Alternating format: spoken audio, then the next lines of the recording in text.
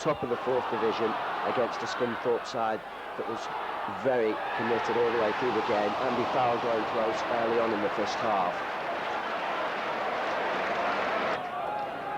Burnley, however, did take the lead after 33 minutes. A scramble inside the Scunthorpe area. It falls to Roger Eli, and Andy Farrell's there to put on the rebound and give Burnley the lead after 33 minutes of the game.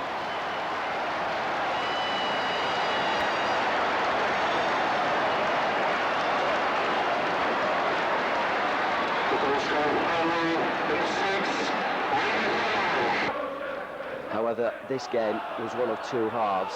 Burnley should have wrapped it up in the first half. Mike Conroy going through here on a run.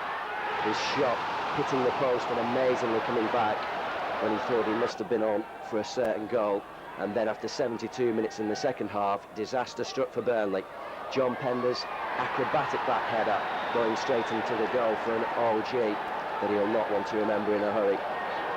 Final score, Burnley 1, Scunthorpe 1.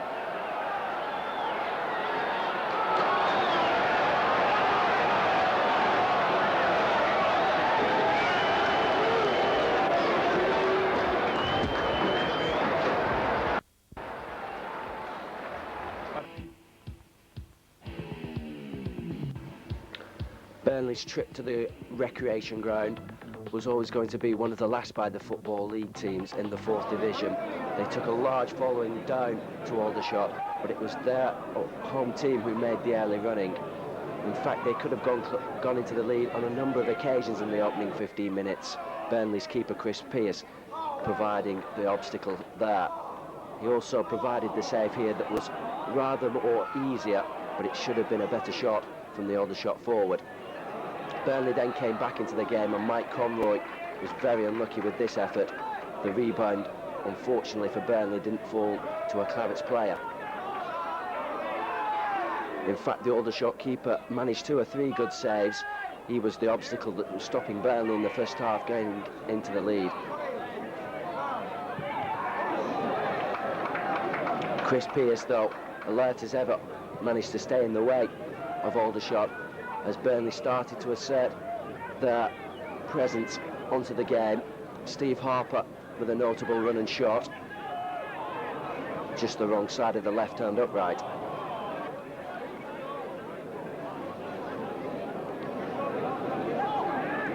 But it was Aldershot again who came very close to going into the lead.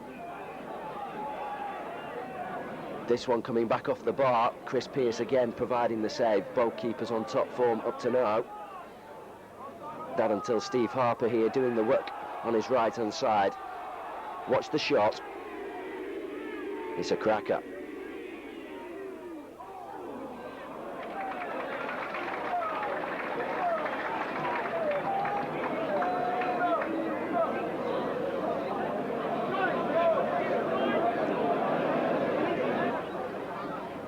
That was 1-0, and Burnley then started to make their presence felt. Mike Conroy with the flick on. Again, the Aldershot keeper, John Granville, pulling off an excellent save.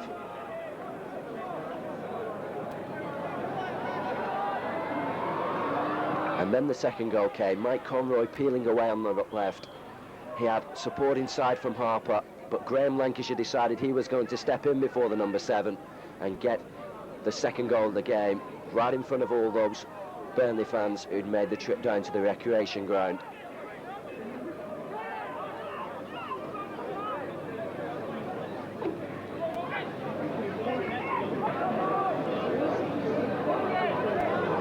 It should have been more, in fact, as Burnley started to make even more domination.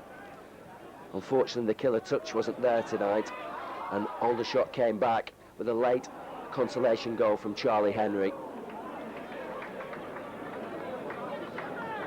This win equalled a 72-year record of 7 straight wins, 6 in the league and 1 in the FA Cup.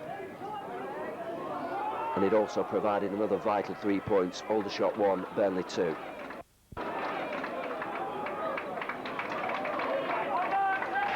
Top of the table clash then at Turf Moor. Burnley versus Rotherham United. A big day in the 4th division for Burnley.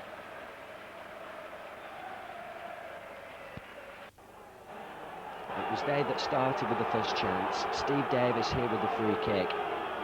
The referee pushing the wall back. Davis coming out of nowhere to strike this ball against the Rotherham wall and just round the post.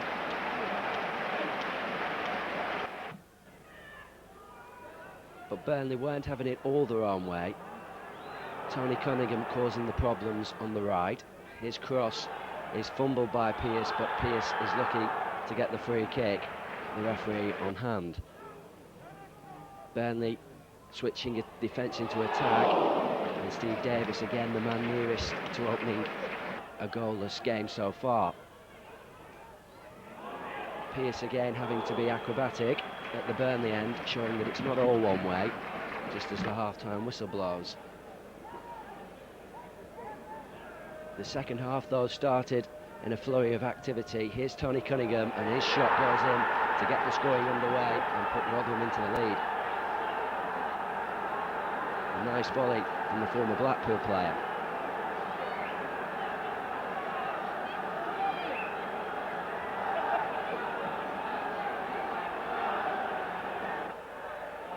Burnley, though, weren't going to have a defeat in front of them. Francis doing his best.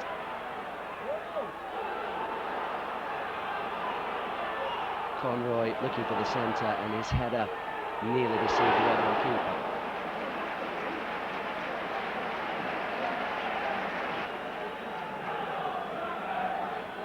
The Burnley fans now getting behind their side, and they started to take control of the game. John Deary and Francis and Conroy all involved.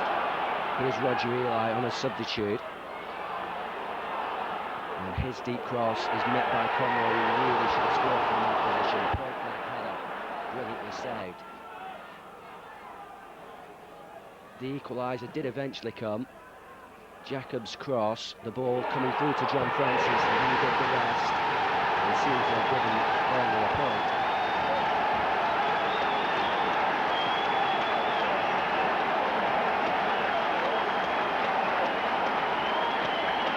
The goal scorer for Burnley, number 9, John Francis. Rotherham continue to look for the win. Cunningham again with the persistence. Fortunately, the free kick had already been given before the ball went in the back of the net, but that was only a brief respite. Here go Rotherham again. Go toward the run. Watch out for Don Page. He has a knack of scoring at Turf Moor, and he does again here to get the 3 points for Rotherham and a vital second goal.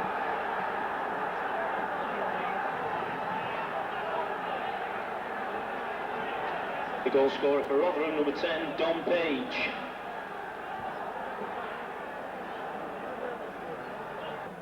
A disappointing end to the match. 13,000 spectators watched this game.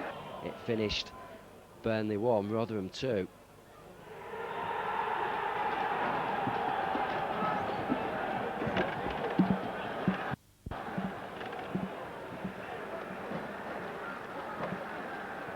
Thank you, ladies and gentlemen. Choose number 12, Mark Yates. It was a case of top versus bottom at Turf Moor in this game, but certainly Burnley were not going to let that affect them. They started very early in the game to start to take Doncaster to the cleaners. Here's Roger Eli, now Mike Conroy, but his shot just wide of the right-hand post. An early set piece also caused problems. Conroy back inside, Francis doing the job with the keeper, and somehow Doncaster able to get the ball away. But Burnley again very unlucky not to take the lead. A rare excursion for Doncaster into the Burnley half, only ending in a breakaway for Burnley. Francis and then Eli all in the move. Conroy taking it up, goes round the keeper and finishes to perfection.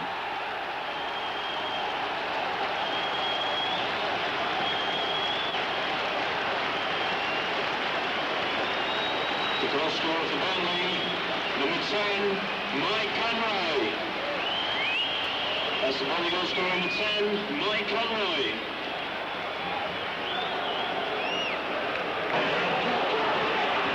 Burnley immediately back on the attack after the goal, looking for number 2. Francis, again the danger man.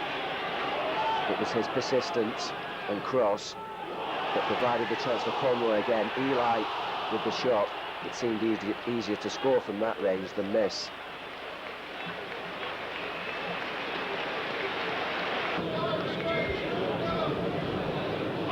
Chris Pearce had little to do in the first half other than launch long goal kicks, and they proved fruitful too. Jacobs' long ball. Here's Andy Farrell. He calmly goes round his man and just took a little too long with the final shot. And Doncaster again able to get the ball away for a corner.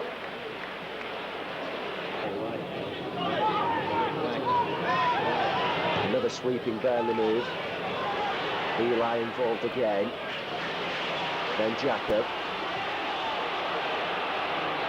And finally, it'll be Mike Conroy popping up with the shot right at the end, just wide, this time with the left-hand post. It was really chance after chance for Burnley, especially from set pieces. Steve Davis with the ball back across the face of goal. Farrell keeps it in, and somehow again Burnley unable to put the killer touch in.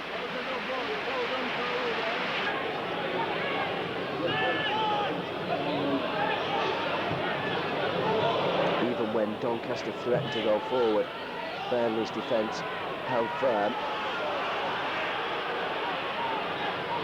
And Jacobs header out launches Burnley forward again.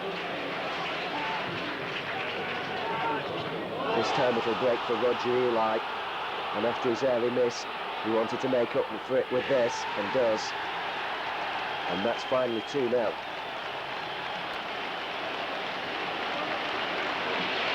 Burnley goal scorer, number 11, Roger Eli. That's the Burnley's second goal scorer, number 11, Roger Eli.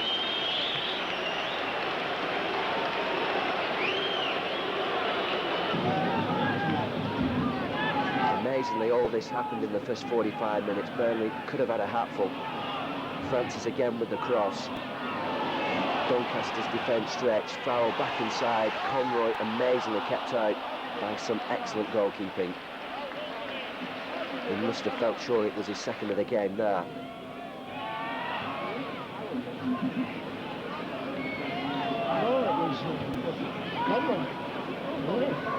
Again Francis on the wing. And Conroy through the middle. This time just wide of the post. He could have had a hat-trick very easily. Francis too was the danger man again in the second half. His cross finding Roger Eli. Eli and Conroy got in each other's way a little, and Conroy just wide of the post with the final shot. Burnley now really motoring. They threatened to run right in this game. It never really happened. The chances did though. Adrian Randall on for his first start at Turf Moor, just wide with that shot. And there was no let up in the chances. Here's Farrell, just wide of the right-hand post that time.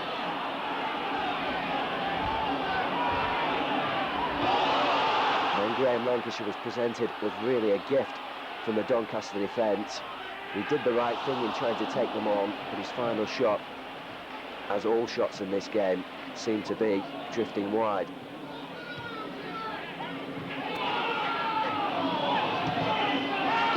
Every deflection was going Burnley's way. Again, Francis' persistence won the ball. He felt he had a corner off the Doncaster defender, but he really should have hit the back of the net instead.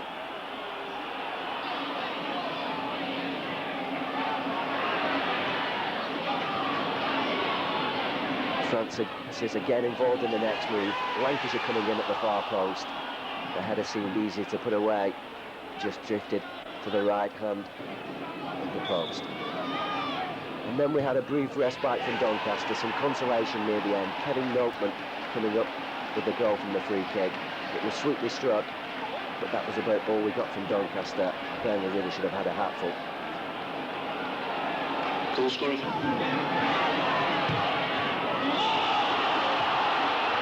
Lancashire again causing the threat. It comes to Farrell, who'll knock it back to him. He could have had a hat-trick when he came on. It was very unfortunate for Burnley. It could have been 6 or 7. In the end, it was 2-1. Thank you for joining us this afternoon, Turf Moor. Mark Kendall then arrived for Burnley. The ex-Wolves player on loan from Swansea City had a high reputation to the Burnley fans. He performed admirably against the Turf Moor team at Wembley to defeat them 3-0, keeping a clean sheet. Here we have some action of him performing at Turf Moor. O'Gorney's through, and O'Gorney's brought down. Yes, the referee gives the penalty.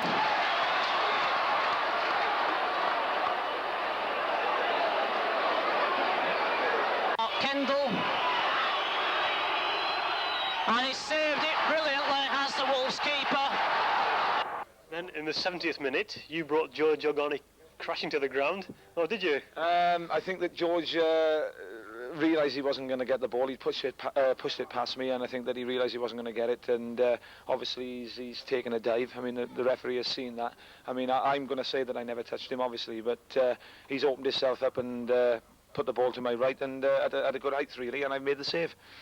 Did you just guess that he was going to put it to your right? Yes, I think so. When players tend to sort of step over the ball, there's only one way they can put it, and that's across you. But George opened his body up, as I say, and leant back, and it's got to go to my right. But the only problem is which height that he played it, that he would play it at, and he put it at a good height for the save, and obviously I've saved it.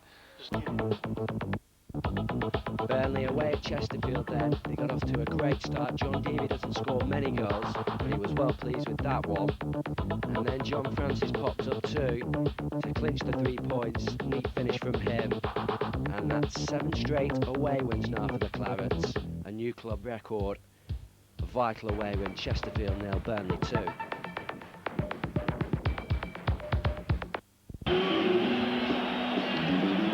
Here we are as Burnley get back into the big time. Third division, a third round clash with Derby County. The kick.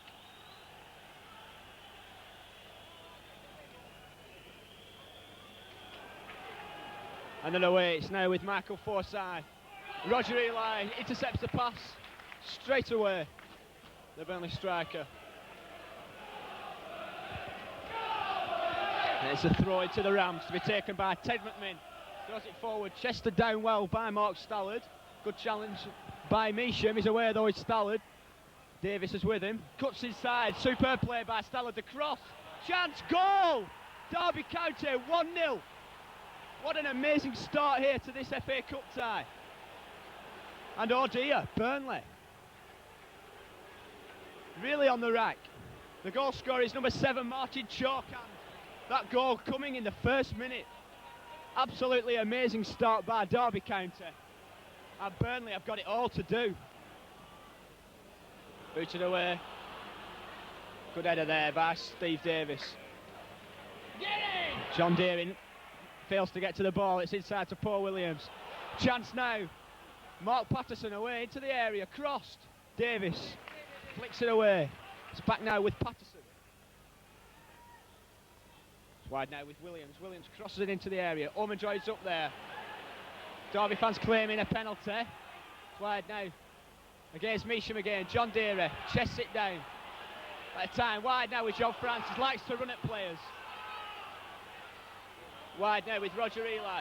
Lovely play by Eli. Cuts away. Crossed in. Chance. It's there. The equaliser. Steve Harper. Burnley back into the game. What a wonderful move. The credit must go to Roger Eli. He cut inside. The cross along the ground and straight. No problem. Steve Harper past the diving figure of Peter Shilton.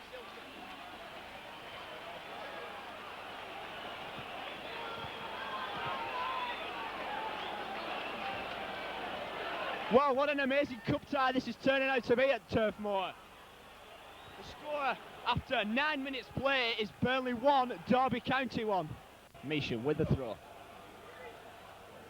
John Francis plays it back to Farrell. Farrell, chance to cross it, crosses it high. Roger Eli's up there, it's over him though. Chance, shot over the top there by Steve Harper. Derby defence looking a bit shaky there, leaving the Burnley winger.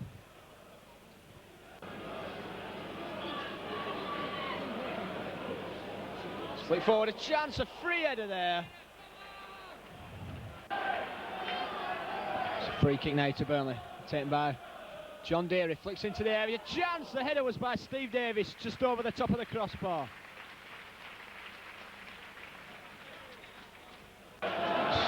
Free kick to Burnley, George Jacob to take it.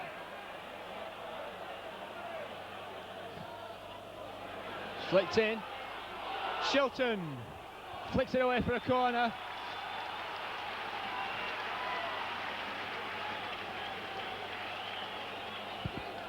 Jacob again, swing this one in left-footed.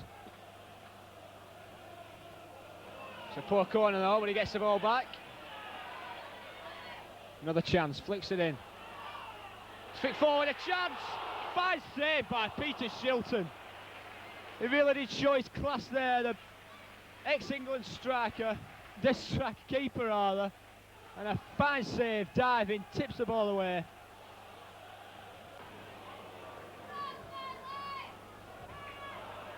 Penalty by Steve Harper, back to George Jacob. His left-footed cross, plenty of claret shirts up there, one of them Steve Davis. Conroy, chance, Roger Eli, no, John Francis rather, plays the ball over the top of the crossbar there. Most unlucky there, Burnley. Fine attack. George Jacob crossed the ball in. The flick on by Steve Davis to Conroy. Conroy flicked it on. John Francis fired the ball. Burnley players complaining that Derby aren't 10 yards. The attempted shot was by Steve Davis from the free kick from 30 yards as Shilton down well to his right. And today goes round John Francis, cuts inside. Was he brought down? The referee says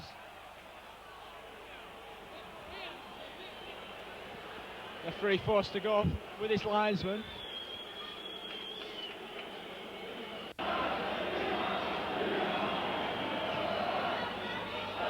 There's a chance, must be a goal. It is. Derby take the lead.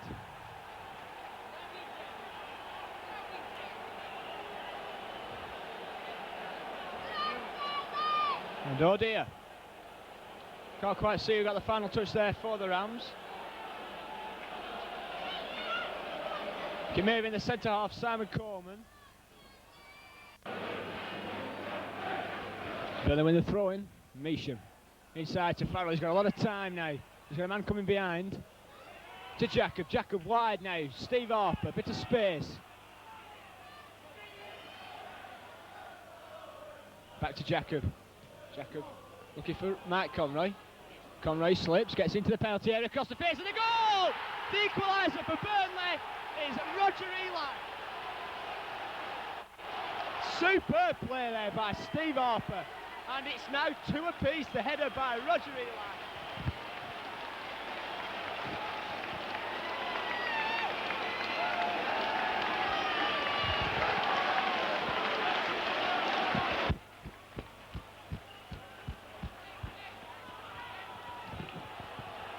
And the game is wide open again. That goal coming in the last 5 minutes.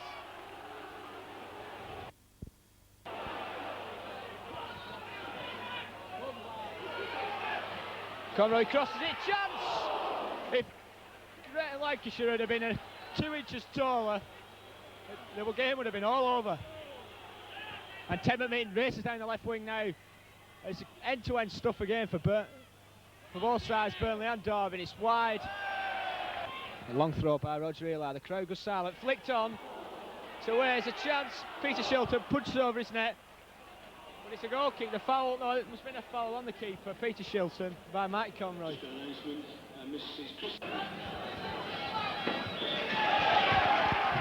The final whistle goes, Burnley holding their own against their illustrious opponents, 2 apiece. A superb game of football in every sense. A goal in the first minute by Derby County by Martin Cho, replied in the best possible way by Burnley's Steve Harper. And in the second half, 20 minutes from the end, Simon Coleman got what looked like was going to be the winner. But in the last 10 minutes, Roger Eli, a diving header for the cross by Steve Harper, and Burnley still alive in the FA Cup.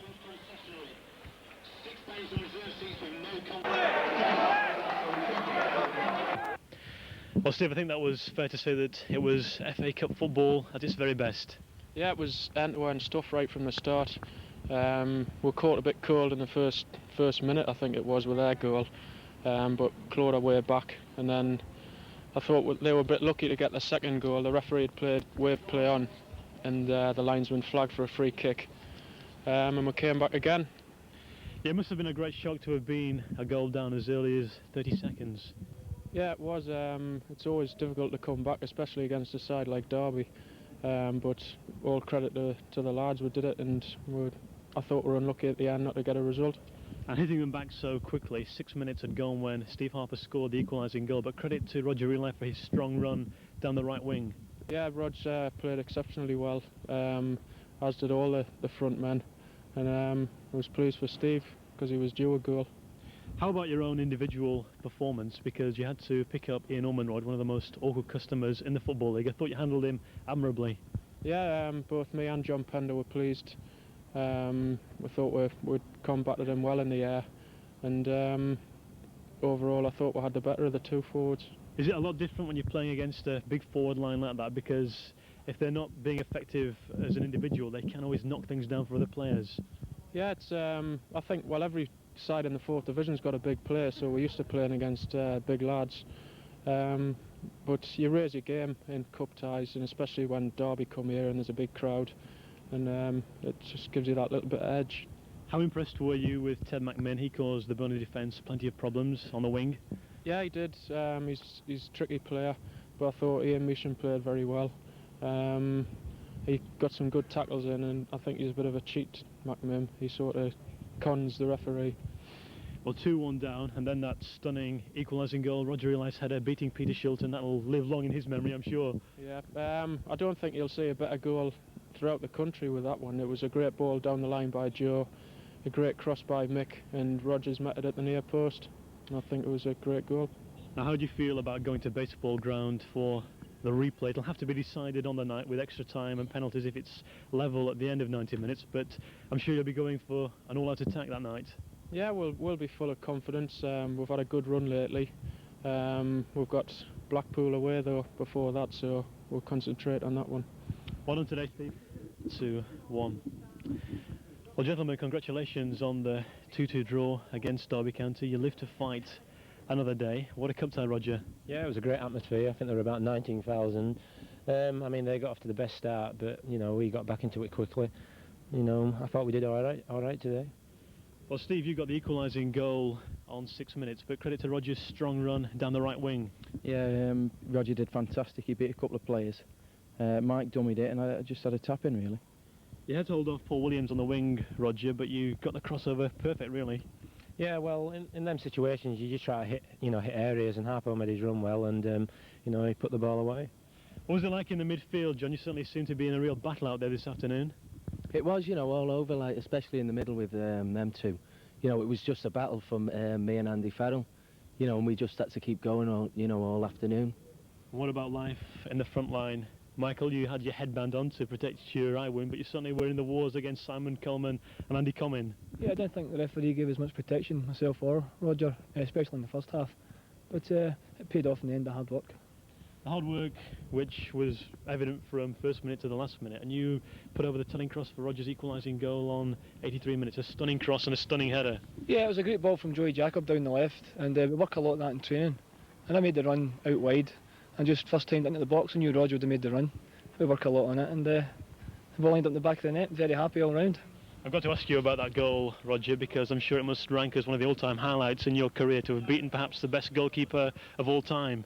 Well, that's right, yeah, I was pleased to beat him, but I'm more pleased, you know, to score the goal. Great ball from Mickey, and really, I only had to put my head there. But certainly plenty of power on the header. No goalkeeper in the world would have stopped it. Well, I don't know about that, but, you know, I was just pleased with the goal. It was the top of the table game in the 4th Division. Blackpool and Burnley, a sellout at Bloomfield Road. And Blackpool were the ones who got on the score sheet first. Here's David Ayres doing the work on the left-hand touchline. Bamber and Garner do the donkey work, and Rodwell comes and picks up the glory on the line to put Blackpool ahead.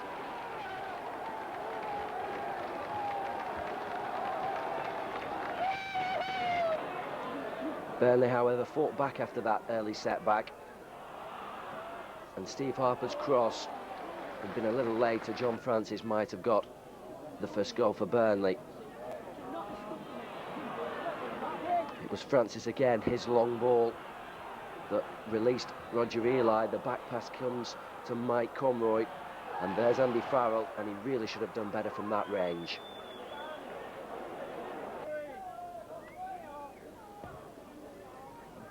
Jacob then hoisting a long free kick in. Ayres picks it up. The Blackpool winger goes on a long run before finally giving it to Dylan Kerr.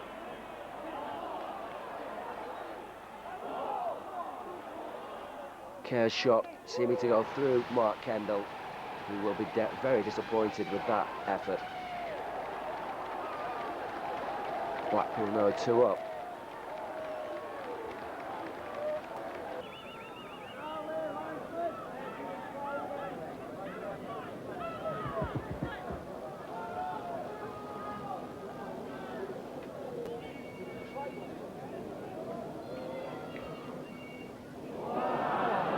Burnley, however, forced themselves back in the game early in the second half. Roger Eli's persistence and Mike Conroy there getting the ball off the line, even though Kerr tried to stop it an inch or so from going in.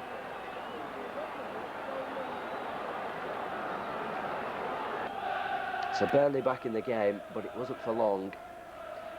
Blackpool hitting straight from the kickoff, really. The final effort from Andy Garner, it was pinball inside the Burnley defence, and that was 3-1 now.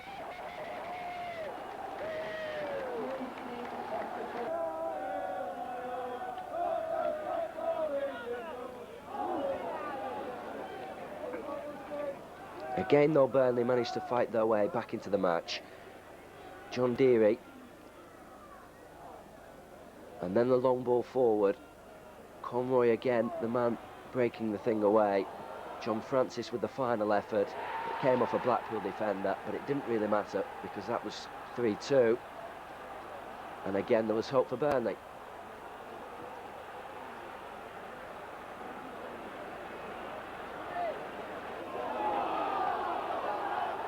Unfortunately, that was soon dispelled. Andy Garner breaking away on the left. Dave Bamber, as always, there on the line. Appeals for offside, not given. Bamber now 4-2 to Blackpool. And then we had an extraordinary run from Andy Garner.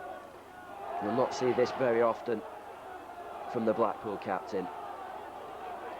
Superb length of the field run from him. The final shot was saved, but Tony Rodwell again was on hand to finish things off, as he did the game. Final score, Blackpool 5, Burnley 2.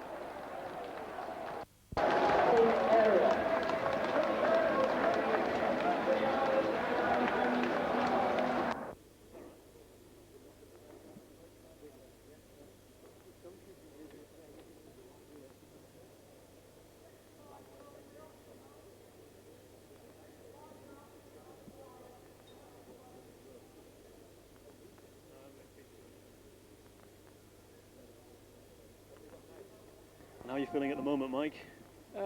Pretty nervous, Peter. Always tend to get a bit nervous before the game, but that's not a bad thing. A very compact ground, isn't it? Looking at the touchline, there's not much space to spare between the near touchline and the terracing in the stands. Yeah, I feel that's not a bad thing personally, because it helps to generate a good atmosphere amongst the crowd, and it keeps the players in contact with the crowd. And it could go to extra time or penalties. How would you feel if it went to a penalty shootout? Well, obviously it's the same for both clubs, and it's just a matter of keeping your bottle and hitting the back of the net with the penalty. I mean, there is only one replay. Is that a good thing, or is it maybe a bad thing? I know you can see it from the point of view that fixtures pile up as it is, but on the other hand, if you do end up level with Derby at the end of 120 minutes, then surely you deserve a second stab rather than it having to go to a lottery of a shootout. Well, same again, Peter. It's the same for both clubs. So at the end of the day, if we lose or if Derby losing penalties, it's just the way it goes, isn't it? But I'm all for the one-off system, because I think with the backlog of games you get in the league, plus the amount of cup games you have, I think it gets a bit farcical, really. To McMinn again, faced by Ian Measham. McMinn cuts in field, away from Francis. Hayward, McMinn takes over, the space is open up for the shot. Ted McMinn forces Mark Kendall into a save. Will Burnley play it short, or will they go for a bending corner? No, it's the same again. Andy Farrell once more. And the near post shot, it was worth a try from Andy Farrell. Derby County left him for a second time, short of the corner flag. McMinn's cross. Phil G, the space opening up for Phil G. Near post shot, over the line. Phil G has opened the scoring for Derby County. Mark Kendall got a hand to the ball, but couldn't stop it crossing the line. And in the 27th minute, Derby County have broken the deadlock. Free kick. McMinn going up for the ball with John Francis, and it's Derby County's throw.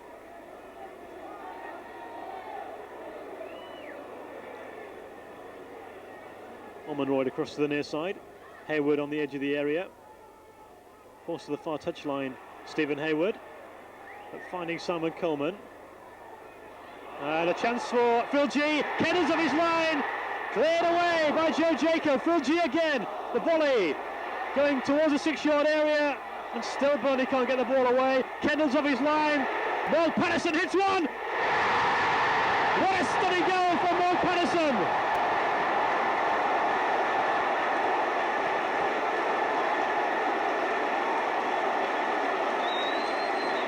Well, you might ask questions there about the defending.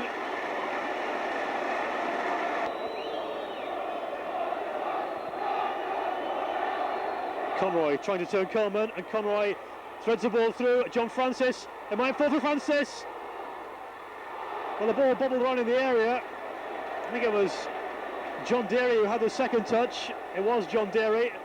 Francis saw his first shot blocked. John Deary following up. But again, the second shot was blocked. Well, I can't see this game lasting too much longer.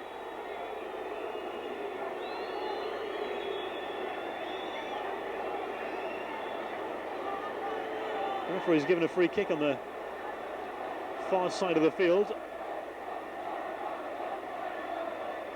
Shilton, and he missed it. I can't quite see who the player was. It was Roger Eli, who he's normally so adept from these sort of situations if Burnley can exploit this corner kick to the full. Jacobs' corner. Pender at the near post! Headed off the line!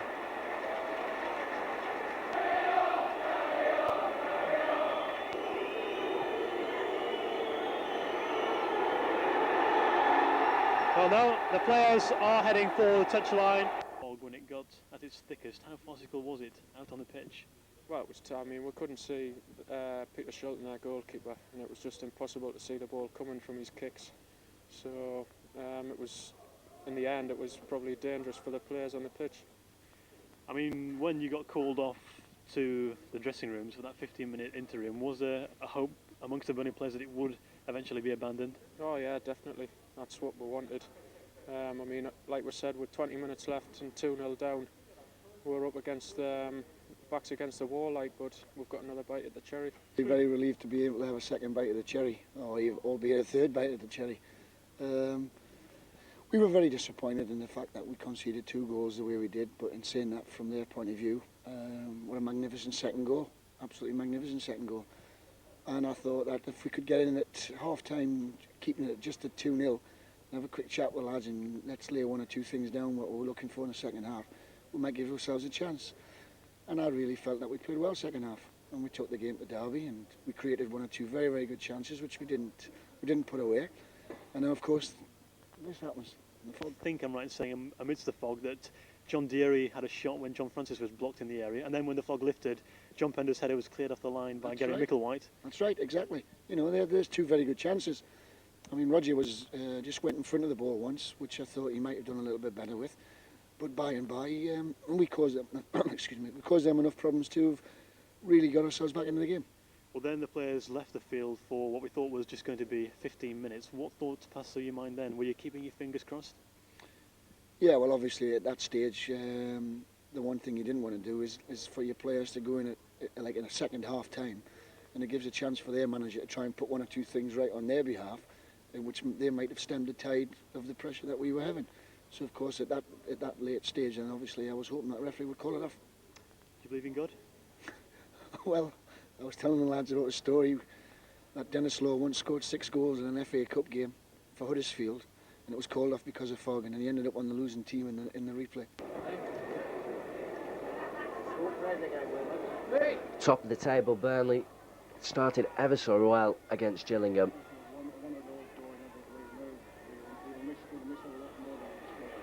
Steve Davis with the persistence.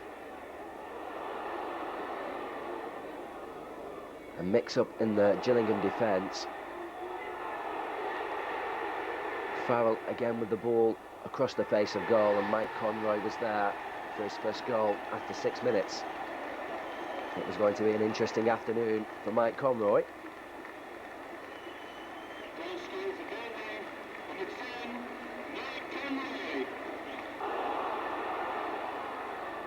As Francis goes away on the right, he was in the centre again after Deary's initial shot, and should have really done better from that position. It could well have been 2. Gillingham then fought back, and from the set piece there was a mix-up again in the Burnley defence, and on the second attempt Walker for Gillingham got them back in the game.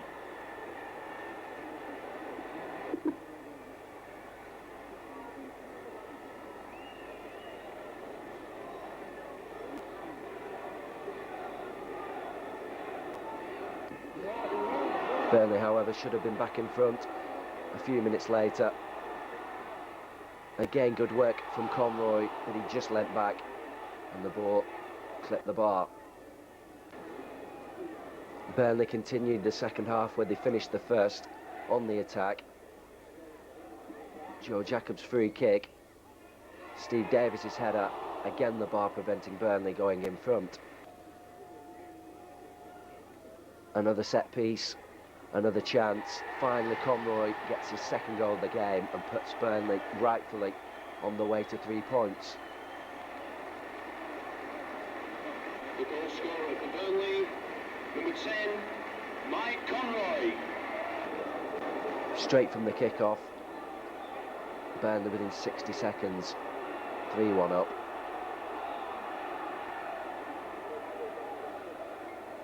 Pender's header back, then Harper, Deary as well, and Conroy all in, along with Randall. Harper then putting pressure onto the Gillingham defence, but prevented Randall to set up Francis. Francis then gave it back to Randall, and he was in for his first goal for his new club.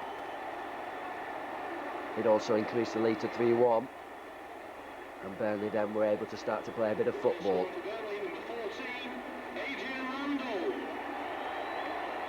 The goal scorer, number 14, Adrian Randall.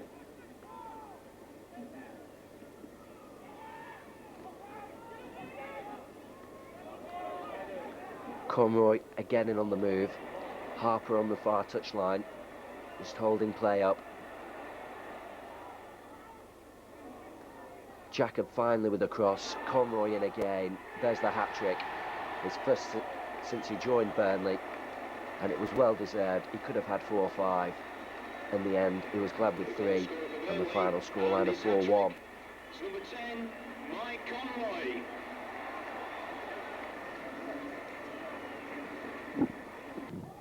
Is now hitting a bit of form involved in tonight's game. Scarborough unbeaten in the last 6 games, winning 4, drawing 2, including 3 away wins. So it'll certainly be a tough test for Burnley. No walkover, as many people suspect. Burnley, of course, running there by Graham Lancashire, avoids the offside trap. Plays across over the head of Andy Farrell, but it's away. It's back now with Graham Lancashire. Another cross inside. Andy Farrell lobs the keeper. It's over the top. Whether that was intentional by Andy Farrell or not, inside his man. Looks to release John Davey. Davey's beating his marker. Chance shot against Phil Hughes and away by the Scarborough defence. Now wide, John Francis tries the shot just wide of the post. Good effort by John Francis. It was always curling in the way of excitement. Chance now, Fletcher shoots. Good save by Pearce. The rebound to Tommy Mooney. Conroy, good ball. Lancashire now for Burnley. Into the penalty area. Squares it and the header. Fine save. Point blank there from Phil Hughes. A good chance now, Lancashire. There's a chance now. It must be a goal. Stephen Harper into the area.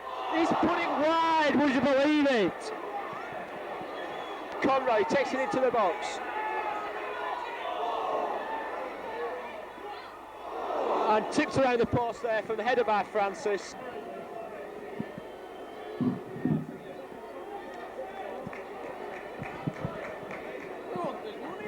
Marvellous support for Burnley down at the baseball ground. 4,000 fans making the trip to Derby for the 3rd round replay. But it was Derby on the attack first. Ian Almondroyd causing all the problems, John Pender and Steve Davis managing to keep the ball out.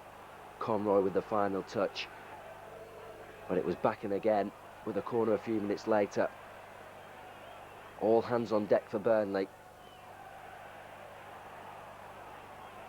There's a crisp movement from the Derby forwards, provided the opportunity for Almondroyd again.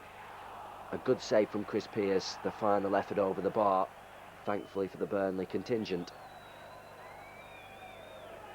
Then Burnley managed to put some move of their own together, and Mike Conroy will be slightly disappointed with that finish. It was rather a better opportunity than I think he first thought.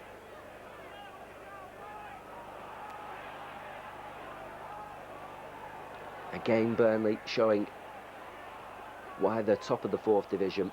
Steve Harper here with the neat skills, beating one man, tries to take on the second, wins the corner. He might have felt he should have had a free kick too. Again from the corner, Burnley causing problems. Derby again defending well.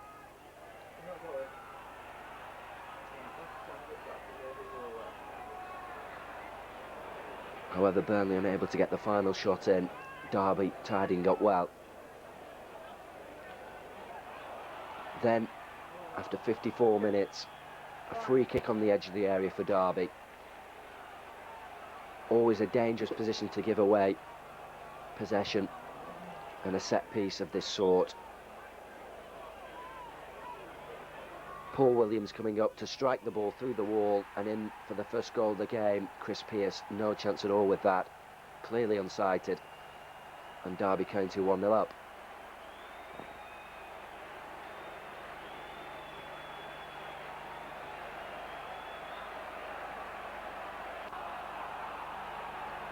Burnley again fought back well. Conroy again the man involved. Francis there too, his shot superbly tipped over by Peter Shilton, belying his old age there to keep young John Francis from getting Burnley back in the game.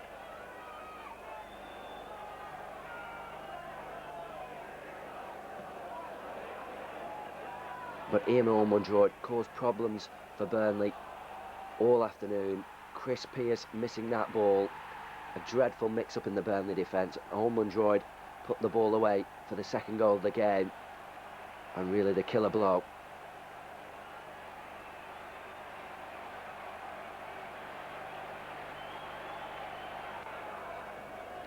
Again, Derby on the attack near the end. That one clipping the bar. The final whistle not long after that effort. And Burnley out of the FA Cup.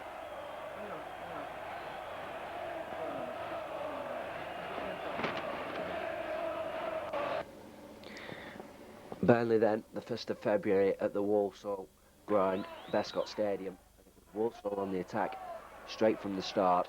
Only 6 minutes gone when the ball finally comes back in, and Mike Cessery is on the end of it to put Walsall 1-0 up, right in front of all those Burnley fans who'd made the trip from Turf Moor.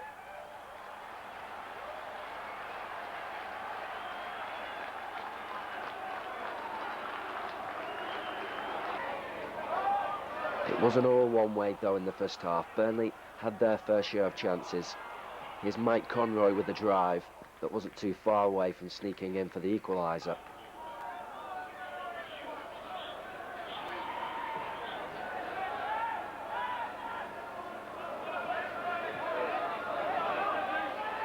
Burnley, in fact, by many observers, had the better of the first half and really should have got back in the game. Lancashire there, setting up John Francis. Francis drives somehow not being able to get across the line. And he had another few chances, did the Burnley number 9. Eli, the man creating it for him this time. Again, it just drifting wide of the left-hand post. The second half, however, did start off disastrously for Burnley. Rod MacDonald here, taking on the Burnley defence. Finally, the cross comes in. It's controlled and met well by O'Hara, who puts Walsall 2-0 up just 2 minutes into the second half. And the Burnley fans must at that point have thought their side were on the way to a rare away defeat. But Burnley are made of sterner stuff nowadays. Harper on as substitute, creating the opportunity. Francis at the second attempt, however unable this time to get the vital goal.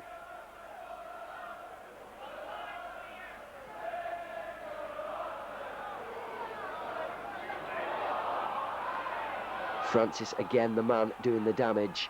He got the ball across, and finally the goal, or one of them, was got back. It was Roger Eli with the final touch after 69 minutes.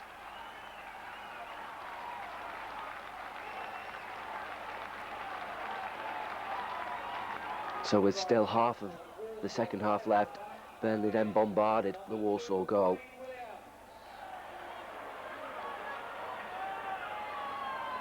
It took right at the end though before they came up with the equaliser.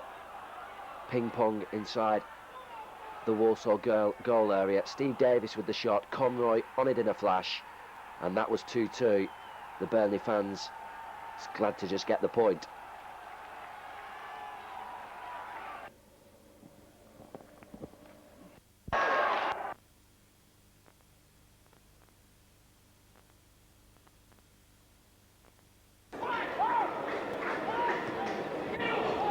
Steve Harper's pass was looking for Francis, but it found Joe Jacob instead, and he sends a good ball down the line, looking for Roger Eli. Fine ball by Jacob. And see Eli it is. Challenged by Ash. Tries to turn his side. Good play by Eli. Conroy. There's a chance now. The ball's running loose in the penalty area. They can find the decisive touch. Could Burnley.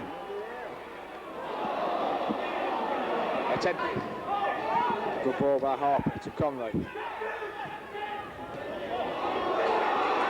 John Davey now running through. Puts it wide to Francis. Francis' shot tipped over spectacularly by Phil Hughes. The build-up.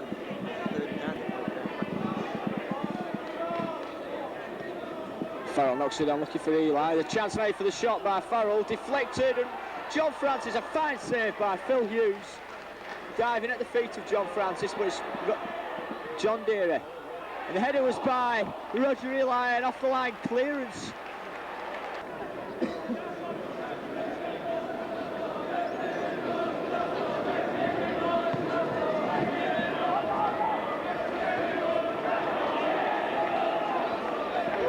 A Good chance now for Scarborough. It's Thompson. Brings it into the penalty area. It's there, 1-0 Scarborough. But the linesman disagrees. And it's an offside decision now against...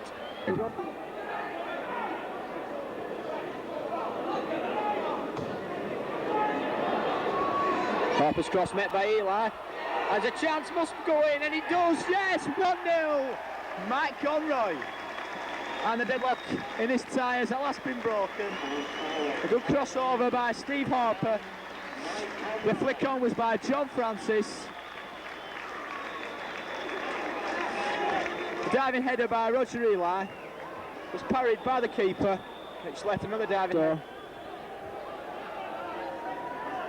So strength in the squad. A poor kick there by Phil Hughes again. And a mistake in the defence. And John Deary. Lovely play. John Deary. 2-0. Superb play by John Deary. What a fine goal. Received the ball. Cut inside. Took it into the penalty area and slipped the ball past Phil Hughes. And that's all from a mistake by the keeper's kick. And Burnley now 2 goals in the space of 8 minutes. Good header, brave header there by John Francis. It's a free header this time for Ashjan.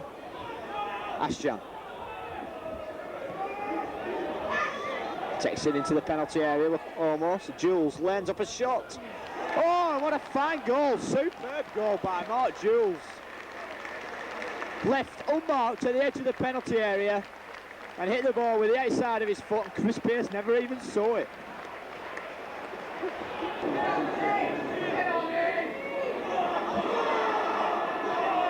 Steve Harper now a chance for Burnley. Must takes it to the penalty area. Shot deflected off the boot of Mark Ash, and it's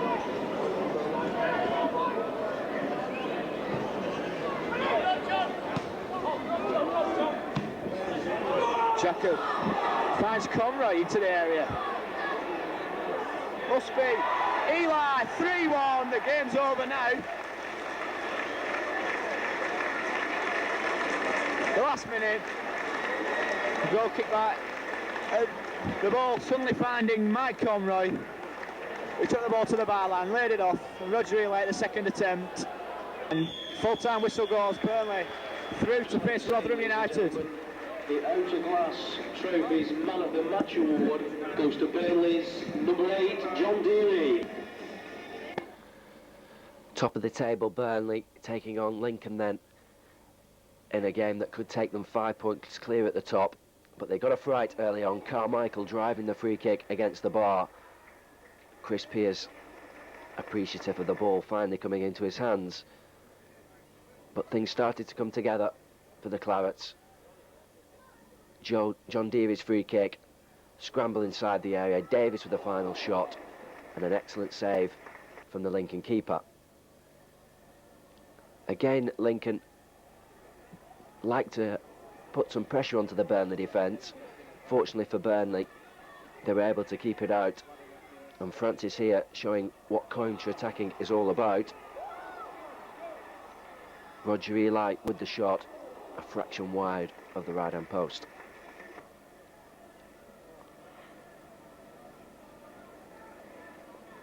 Burnley now in full cry, and Conroy releasing Roger Eli. Eli's shot drifting wide, and he must have thought that he'd scored after slipping the ball under the keeper. And for once the goal just wouldn't come.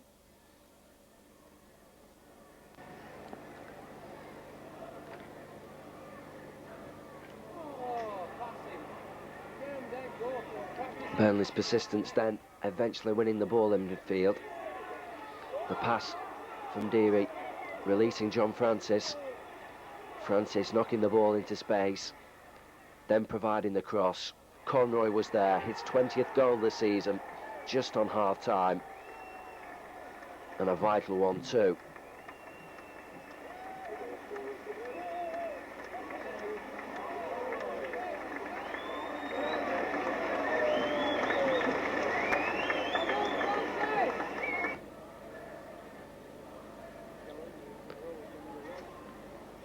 Burnley would have hoped for more, but as we've come to expect, chances have been created.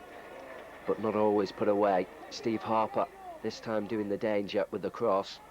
John Deary in the centre, Harper again, a whisker away from making number 2.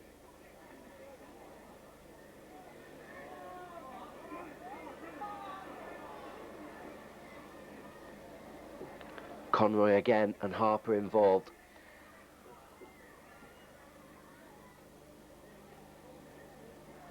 Eventually worked out to John Francis.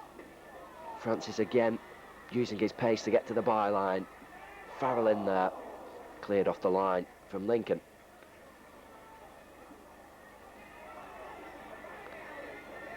But still the pressure carried on. Lancashire in again, and the shot the wrong side of the post. The second goal just wouldn't come for Burnley.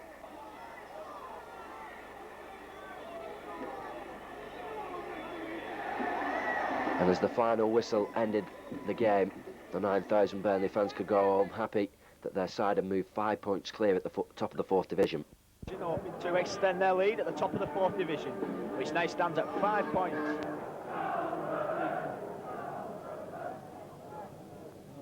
Curled in. Plenty of players up there. There's a chance for the shot though by Jacob.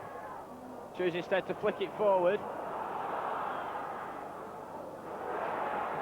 The shot by John Deary off the line by Terry Angus. Superb play there by Deary. Cut inside. Francis laid it away.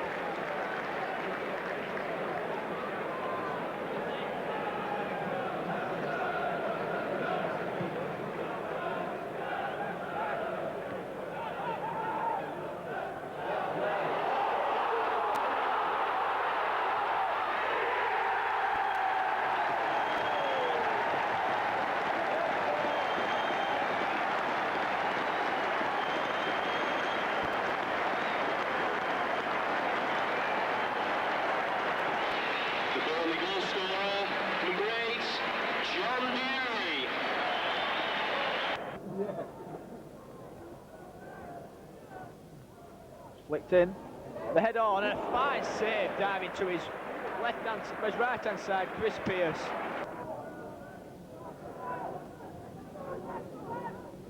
Well, with the throw, Harper flicks it to Deary. Beaver. Robbed by Farrell. Conroy.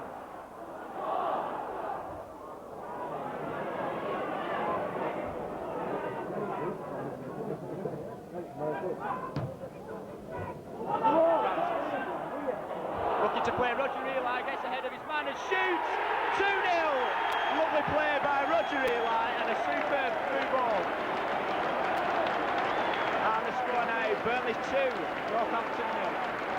Fortunate blow though, Trevor Clough is down injured and he has been since before the goal. And it's just as well for Burnley that Roger Eli has picked the play today.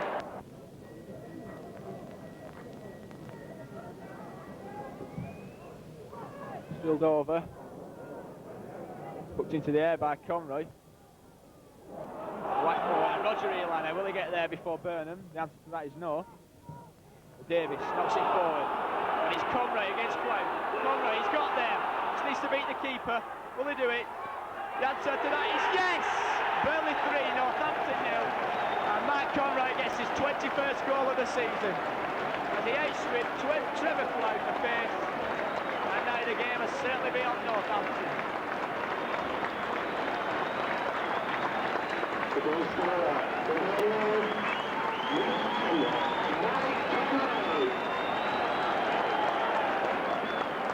Terry Angus.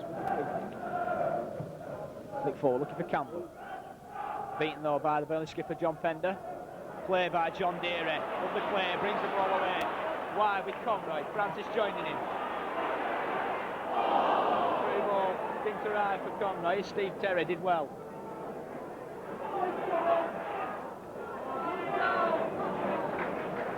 Burnley get the throw in. Jacob down the line to Eli. To Francis rather. Crossed in. Steve Harper 4-0. Superb play. The cross by John Francis and the header by Steve Harper, and it's 4-0.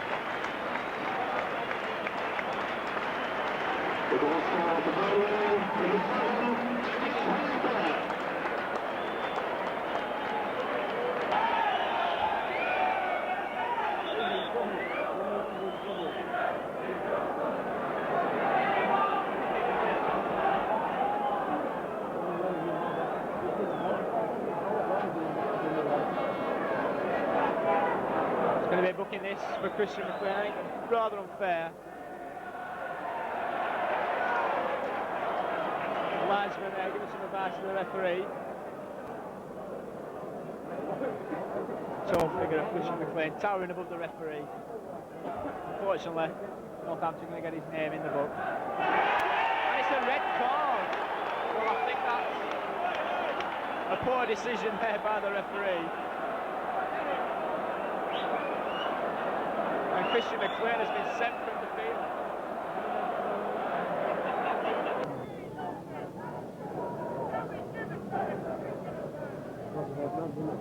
Yeah, I think he's still on his leg.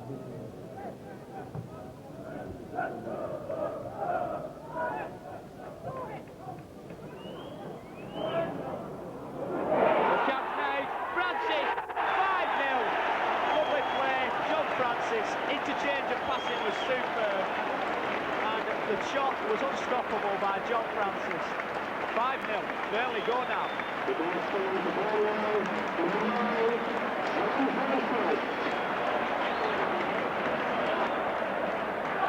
What a way to go down to your first defeat in 11 games. It's going to be Joe Jacob.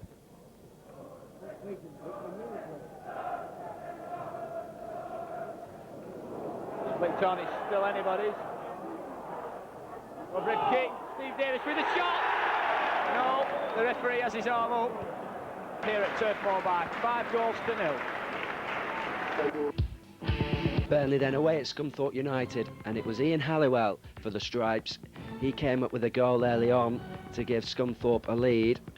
Burnley, who've only lost one away since September, found themselves 2 behind. Scrappy bit of play in the penalty area. Jason White coming in to score his 13th goal in 16 games since he made that transfer from Derby. Burnley come back though. Roger Eli here fouled.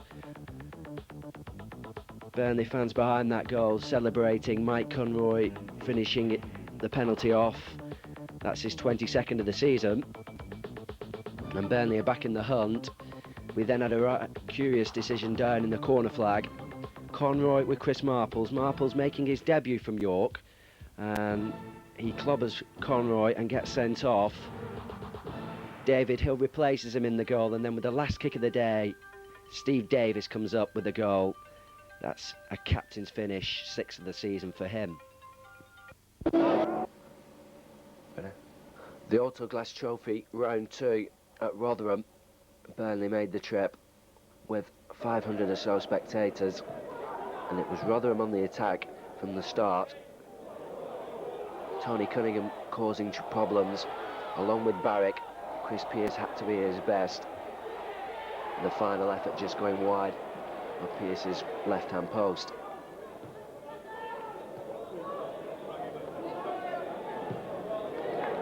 Both these sides going for promotion from Division 4.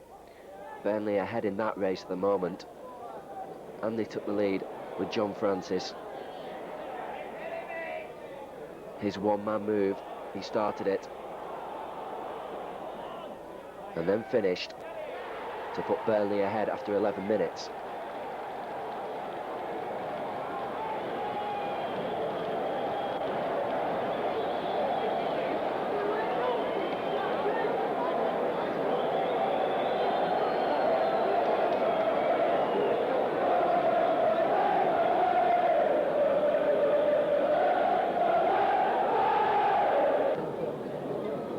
Rotherham, though, were having their best spell in the game. Pressure on the Burnley defence. Farrell doing a good job along with Francis. And then here goes the sending off incident. Roger Eli with Hutchings. Hutchings deliberately pushes Eli over. And suddenly Burnley's task seemed to have been made so much easier. Mr. Nixon with no other option but to send the left back off. He deliberately pushed his man over, and in these days of the professional foul, it was a clear one-on-one, and it was intended by Hutchings, and he left the field in the first half.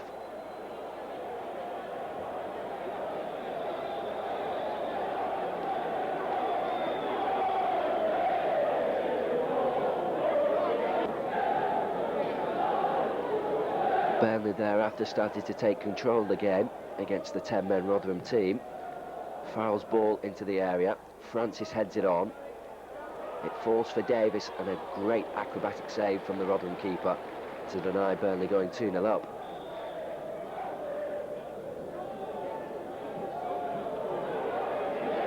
There's Sean Gota at the far post. He nearly managed to squeeze in and get an equaliser. Burnley were thankful for that miss. Then Rotherham putting both substitutes on. Burnley, however, staying on the attack. Conroy in the build-up. Jacob with the final ball. Deary all on his own. Goes round the keeper. Surely must score into the side netting.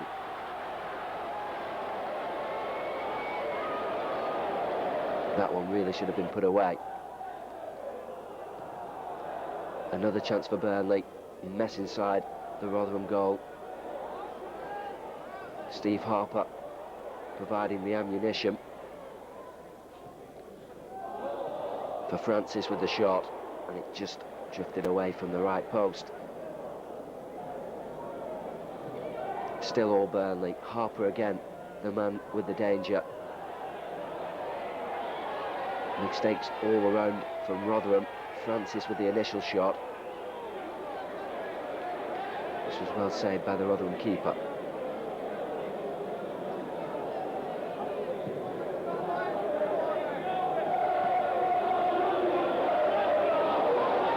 And then Don Page decided he was going to have a go. He had support with the other substitute, Hathaway. Hathaway drawing the defence before getting the ball in across the area, and suddenly there was panic for Burnley. Gota got the ball in and Hazel finished it off, and suddenly Rotherham were level. That was after 72 minutes. The 10 men had fought back well, but Burnley still had chances to win this one.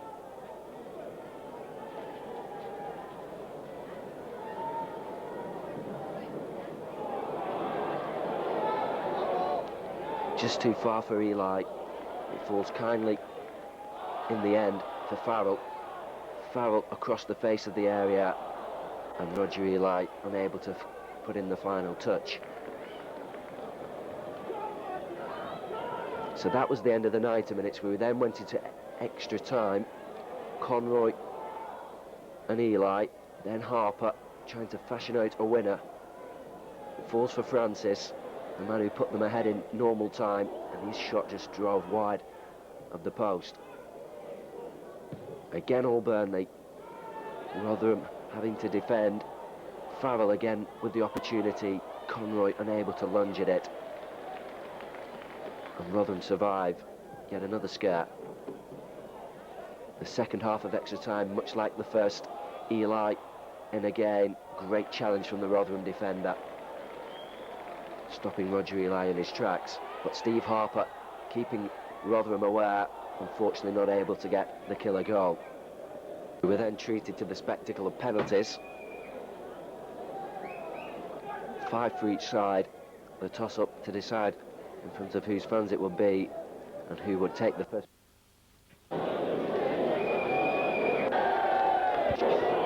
John Francis then with the first penalty for Burnley.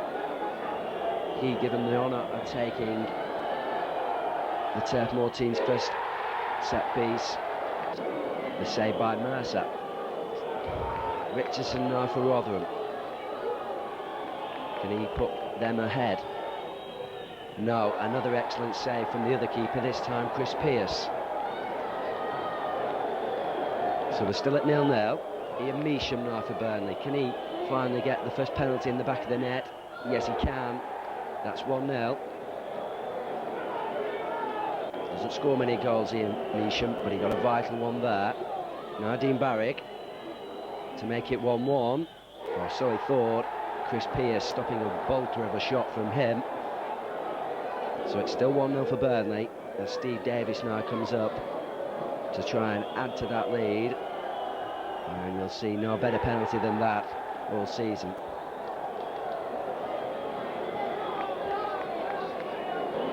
Rotherham captain now, Tony Cunningham. needs to put this one away to keep his side in the hunt, and he's as cool as you come. That's 2-1. John Deary to put the gap to 2 again. Puts it to his right, just under the arms of Mercer, but John Deary gets away with it. 3-1.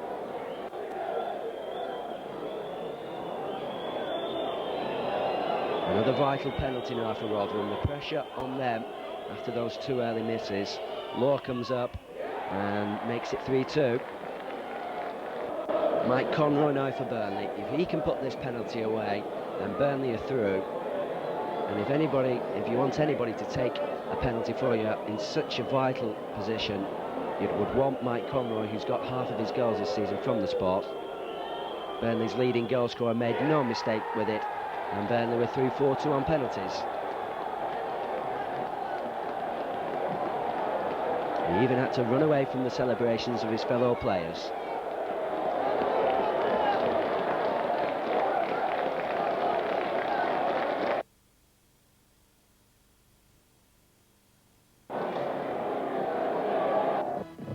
It's in the beautifully trained of Padiham that Burnley have been preparing for what is quite simply a battle for the supremacy of Lancashire football in Division 4. Boss Jimmy Mullins kept his side out front month after month, only the defeat... One of the biggest crowds in the 4th Division for the last few years, you know, on Saturday against Blackpool, and the whole place is alive and everybody's looking forward to it. Mullins uncovered one of the season's flourishing talents in striker Mike Conroy, who's rattled in 20 goals already. He's a Scot who Mullen knew from his Aberdeen days. He could be the key tomorrow. Harper knocking one into the middle, and here's a chance here for Conroy to make it 2-1. And that was the sucker punch. The team are playing very well, and we're creating a lot of chances. We're playing a lot of direct football. We're getting behind defenders and creating a lot of chances, which means you're going to get a fair share of goals, hopefully. Conroy knew all about the Burnley traditions before he came to the club. This season has confirmed his feelings, though, but even he's been surprised by the passion from the terraces. I thought I was aware of that before I came, but certainly since I've come, it certainly drove it home to me just what it means to the supporters and the people in the town. They'll certainly be down in their thousands tomorrow, all the flavour of a family feud, with the stakes being very high. I'm human like the rest of them, like everyone else. I get butterflies in the tummy before the game. I've got them now, I'll have them worse tomorrow, but by Saturday, I mean, I'll be really flying, and I'm sure that all the players, both teams, both managers, both coaches, whatever, both sets of supporters, you know, it's a big occasion for everyone. Nicky Walker becomes Burnley's 3rd unknown goalkeeper for this game. He is from Hearts.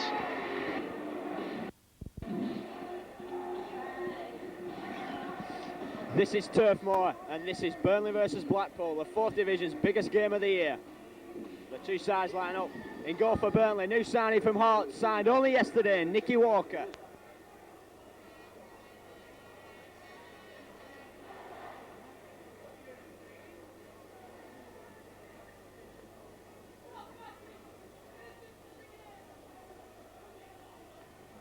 Harper knocks it on. Roger Eli. Good break though by Roger Eli now. Yes, Eli shoots 1-0! Burnley open the scoring, and the fans go absolutely wild. Roger Eli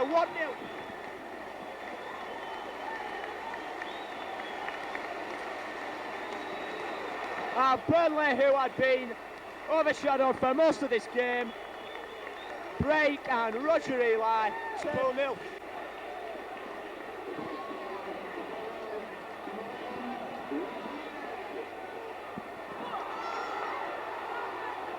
Unfortunate for Blackpool, who have had the better of things in this game so far. Pender gives it straight back to Ayres. But Burnley it is, who lead by 1-0. Now Burnley really do have to keep Blackpool out.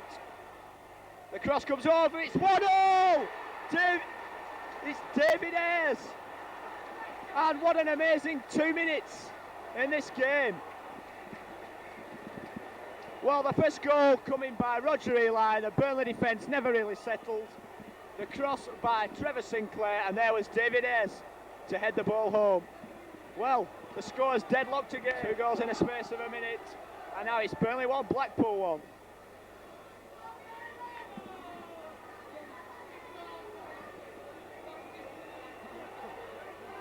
And it's through. Conroy, will he get there? He's beat the play. It's cleared off the line by Gary Briggs. The game has burst into life here at Turf Moor. In the space of 2 minutes, 2 goals and 1 cleared off the line.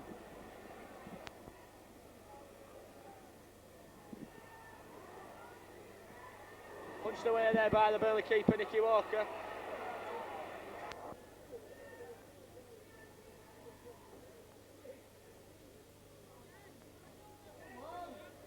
Francis to Measham. Measham forward, a good ball for Conroy. Being challenged by Ian Gore. Good ball by Conroy. Measham takes it in there. Was he brought down? Oh, the shot by Andy Farrell, miles over the top. Measham making a...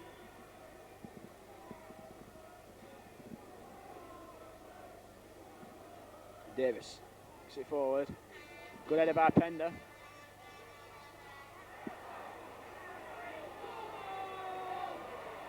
Chance. Oh, fine save by Walker.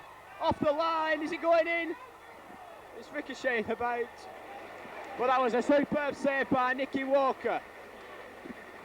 And it needed to be the ball.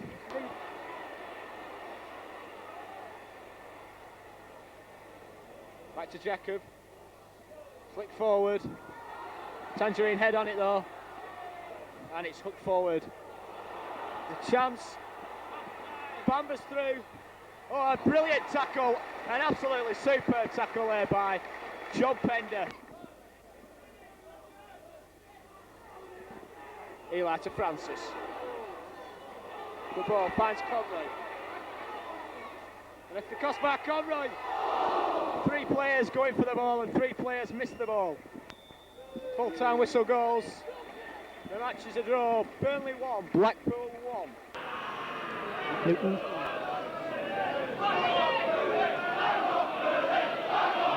Burnley straight forward again. This is Roger Eli, and he's on his way. A good turn of speed from Eli, and it looked as if he was knocked out of the road then by Gibbons and Searle. Rolling it along the back 4. Jacob to Harper.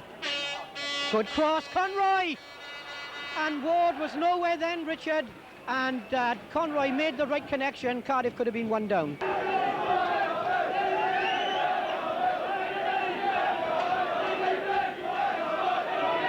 Pike gets up. Dale, if he can get through. Chance for Harrison. What a save by Walker! And Walker kept his side in the game then. Burnley. Harper. Good skill again from the number 7. It's a clever looking ball to the far side. In comes Francis. What a save by Ward. But I felt for a moment that the goalkeeper was out of position. But Jacob looks into the near post. Conroy with the fleck off the bar. That was going in, I felt. And finally Ward makes the save from Davis. This vast crowd here about the exit gates at the end of the match for the crowd safety. But the game goes on. Dale, can he slip it in? Harrison with a chance. What a save again by Walker. It's still there. It's hooked off the line. Searle tries one from distance. There.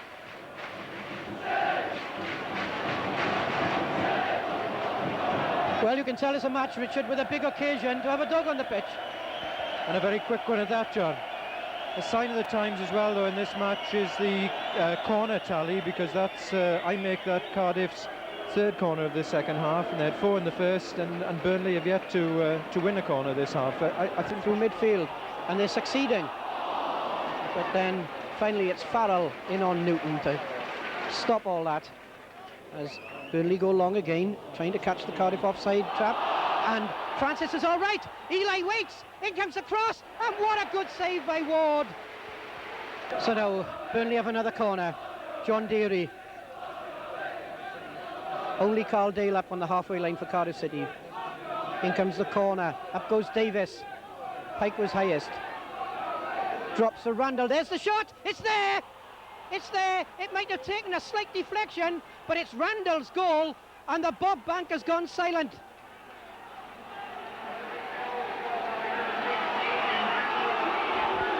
One has to say it was a well-taken goal, John. He did pick his spot.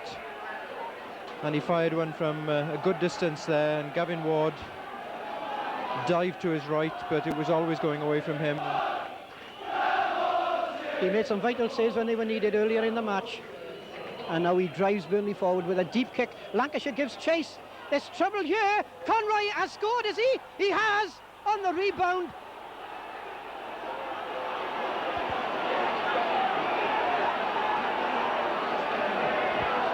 How unlucky can you be? Because Cardiff have really fought again in this game, and to see the second goal going in that way in the dying moments of the match must have been a sickener for them. Because Park, a cracking top of the table game, but a disappointing result for Cardiff City. It's Cardiff City 0, Burnley 2, and the hordes of Burnley travelling fans saluting their team, who now have 62 points and stand proudly at the top of the 4th division. And he's on the top of the table there, Liverpool, after winning at Cardiff 2-0. Were encouraged from that. They went behind after only a minute at Gillingham.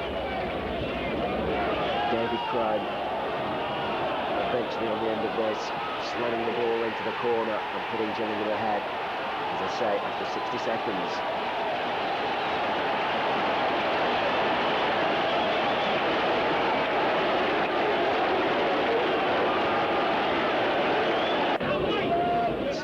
Start that Burnley needed. They fought back well.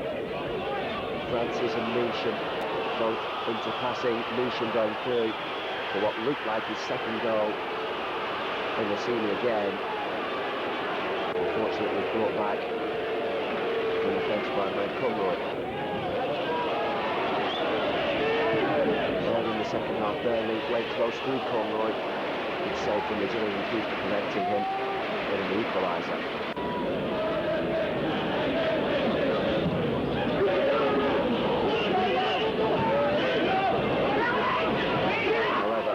Provided a devastating 6-minute spell just after the interval.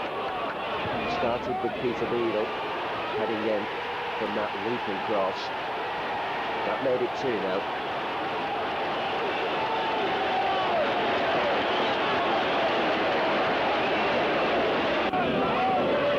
It was finished off 6 minutes later from the set piece.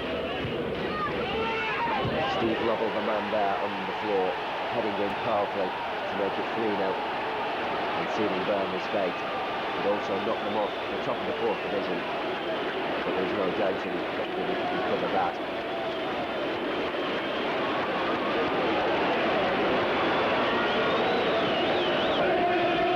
It could have been one late on, but the final whistle really was gratifying. Disappointing result. Gillingham's great crowd.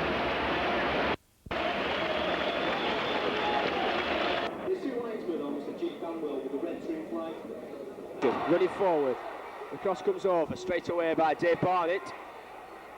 Farrell back to Jacob. Jacob wide now with Steve Harper on the wing. Likes to run at players. Takes it inside. Is there a shot on? The cross is over. Measure Eli. Should have done better with that really. In the first. Deary to Conroy. Back again to John Deary. His cross was deflected. It's overhead. Francis couldn't control the ball. To one side, across the face of the goal and deflected for a corner. It's good work by John Deary and by Francis. Didn't get the initial shot, but one Burnley in the corner. The second of the game.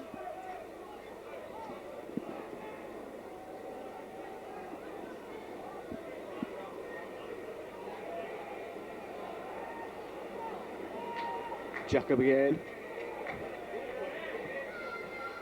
It's another deep one. Davis is up there, 1-0. Steve Davis opens the scoring for Burnley. And the corner paid off, flicked in, and the centre half, Steve Davis, unmarked, 1-0.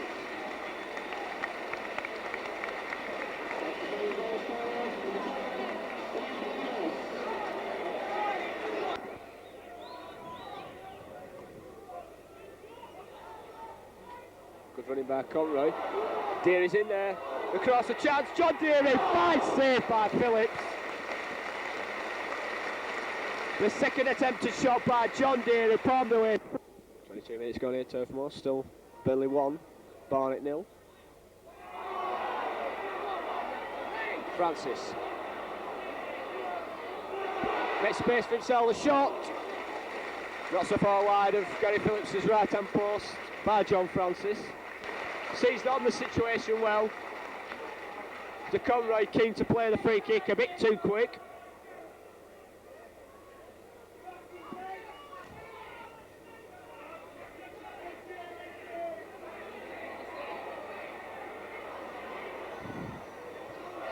Is it going in? It's on the line and it's hooked away by John Pender. Good. Measham with a good challenge. Flick forward.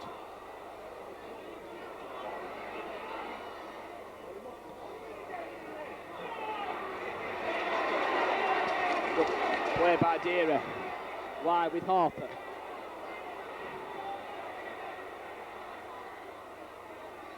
Lovely play, Steve Harper.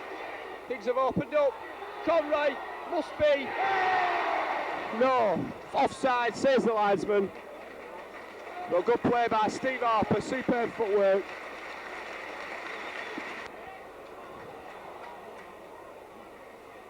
Play by Steve Harper. Davis to Conroy. Conroy gets round his man. Sends it through to John Francis. Will he keep it in play? He does. Takes it into the area. It's deflected. Plenty of players up there. Conroy with the header, and again Gary Williams makes a very good save.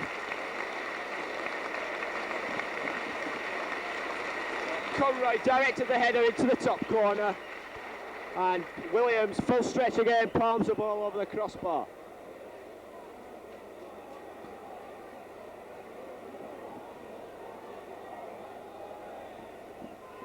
Corner comes over.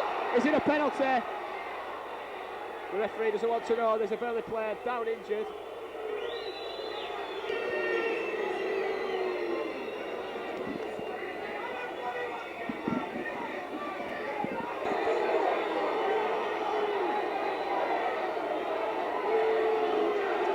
Two more having a talking to with the referee.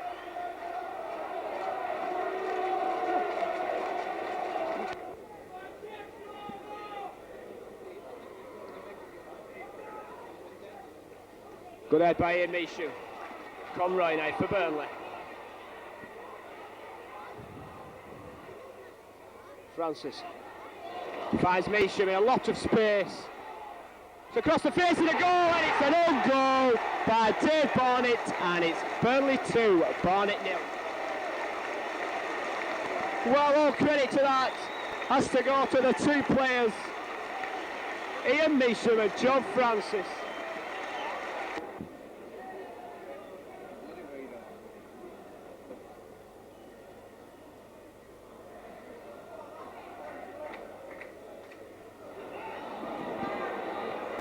Good play by the Burnley defence. Measham gives the ball away. Pender recovers. Lovely turn by Adrian Randall. John Deere through. With the keeper, 3-0, John Deere. And the game is over now for Barnet. The Barnet defence just stood and watched it happen. John Deere running through after some superb work in the midfield by Adrian Randall. And there it is, Burnley 3, Barnet 0. Burnley made up the 3 goals that they lost away at Gillingham.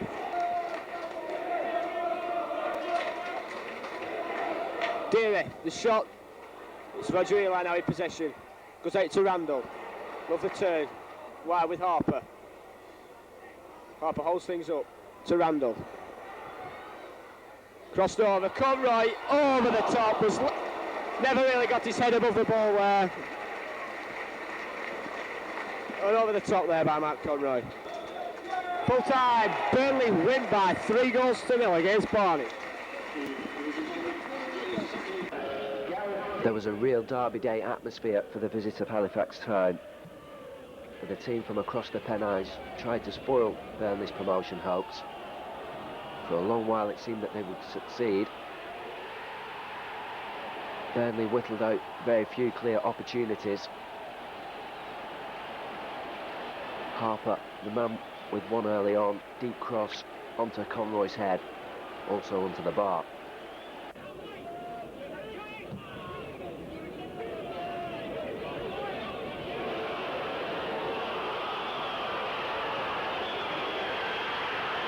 It was Harper again, his trickery that seemed to have broke the Halifax defence.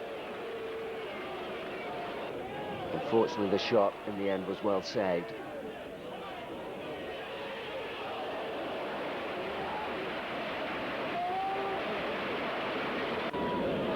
And still the game drifted on 0-0. Burnley battling though, moving forward well.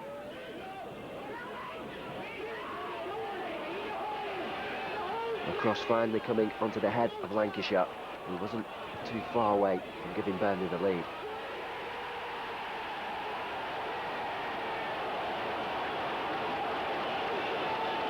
John Deary then with a forceful run. He just lost the ball for a second and the chance seemed to be gone.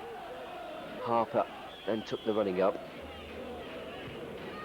Jacob was in as well, and he followed up the return ball and was very unlucky not to get the opening goal of the game. Burnley then with a free kick. Deary with the ball back in. Scramble inside the Halifax area. Davis trying to get on the end of it. Still play held up. Jacob finally taking the ball to the byline and getting the ball across. And then it fell to Adrian Randall, who hit a screamer from just on the edge of the area.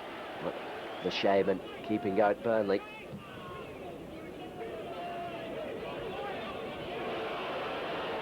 And the Turple faithful must have started to wonder whether Burnley would crack this defence. Deary swung it in, and there was John Pender, the captain, to come up with the goods and get the vital goal.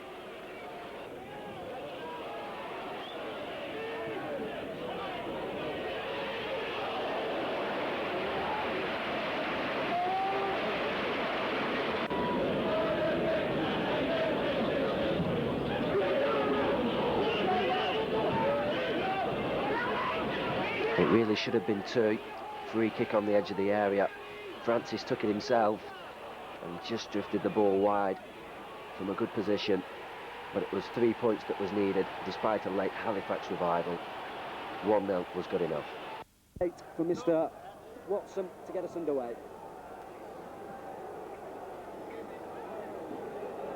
People still drifting into the ground. I'd say by the final count there'll be at least 10,000 in here. Pender and Mornington to get in there again. Swung in, looks for Francis, the keeper's lost it, Francis can't get it over the line. Scramble inside, must come to Mornington. In fact, Pender.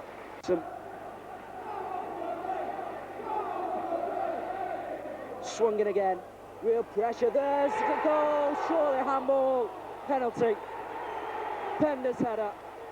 There was no way in the world that that ball could be stopped with anything other than the hand, and Burnley have got the start that they dearly wanted.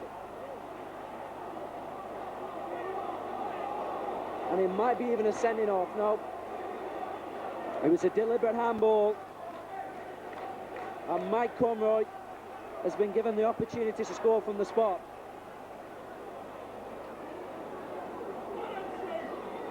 Conroy versus Clark. Burnley with a great opportunity to go 1-0 up.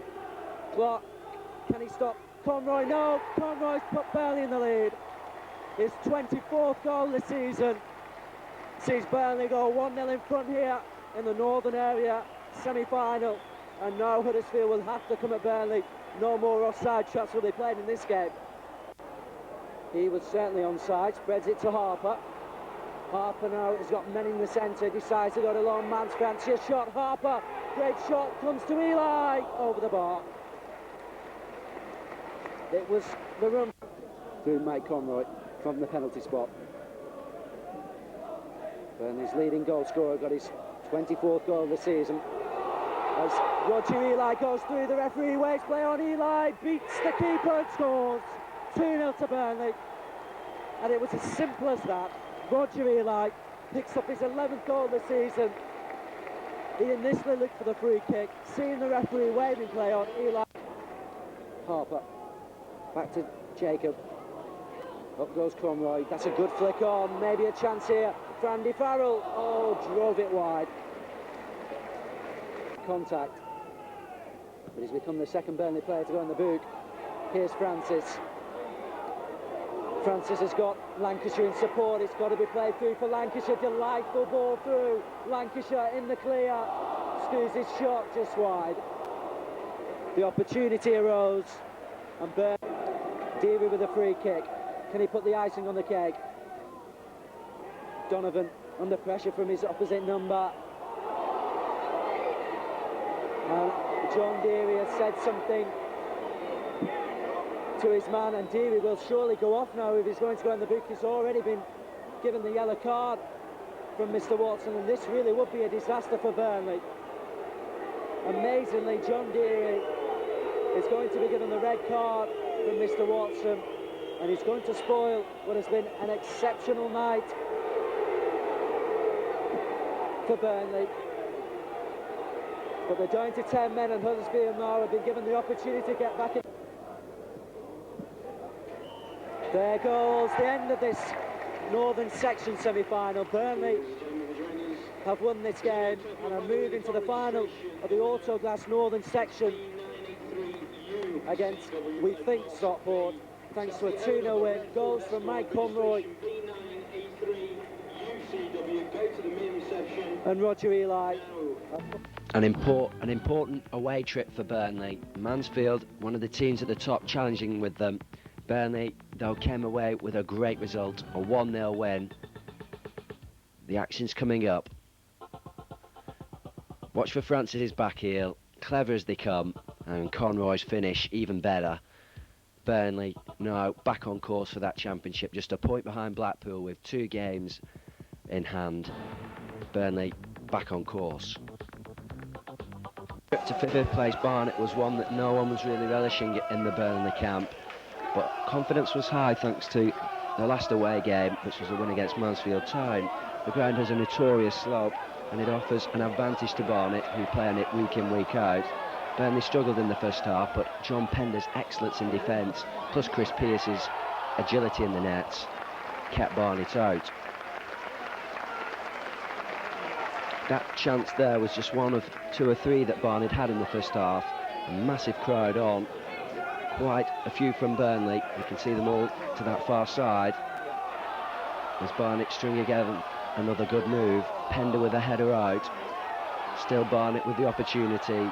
Eventually Steve Davis clearing the ball.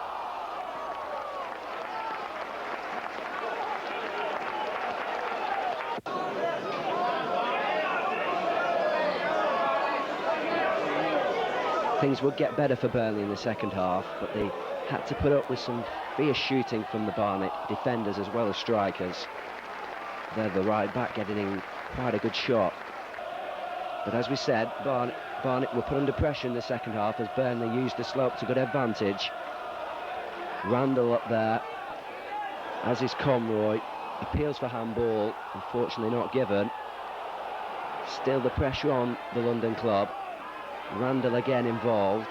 Now Francis, vicious cross from him. Conroy couldn't come, the ball was lost by the keeper, and Randall saw his shot just go wide. The Burnley fans for this Tuesday night fixture were massive. Thousands of them went down to London for this game, the first ever against Barnet. They could be well pleased with the draw. That point meant that Burnley, thanks to the absence now of Aldershot, went back onto the top of the 4th division, taking over from Blackpool on goal difference.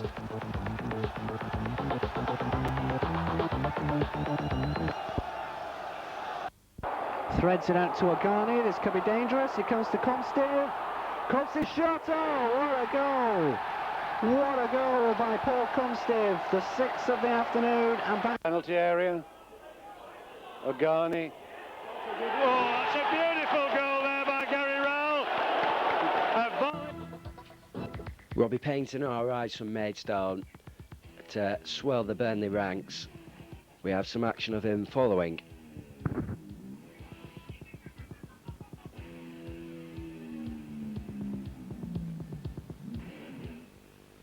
That's by Hesford. That's Painter in a load of space, and Henry, well, if he could have clipped it through then, Henry would have been through, but anyway, Painter's on a run. That's a great run. And Lillis, and it's in the back of the net, and Maidstone have scored. That's unbelievable. There, covering for the injured Ian Measham. Played practically every position for Burnley's Andy Farrell, including goalkeeper. Francis gets over an early cross, and across the face of the goal, and still in play. Steve Harper, flick forward. Conroy gets a head on. Francis must go in. It doesn't. It's across the face of the goal again, and this is in the first minute. Lovely turn though. Down the line, Conroy's beat the offside trap, and there's plenty of players up there. Francis is one of them, had a good save by Ian Hesford, and it needed to be. Corner comes over, flicked in, and a good header and a superb save by Ian Hesford.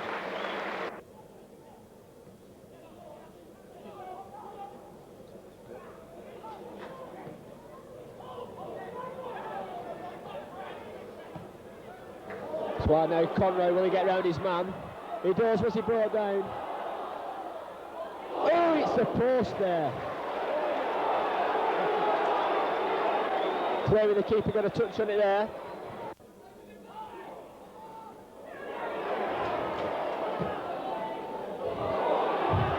There's a chance, the header over the top there by Robert Payne, who avoided his marker well.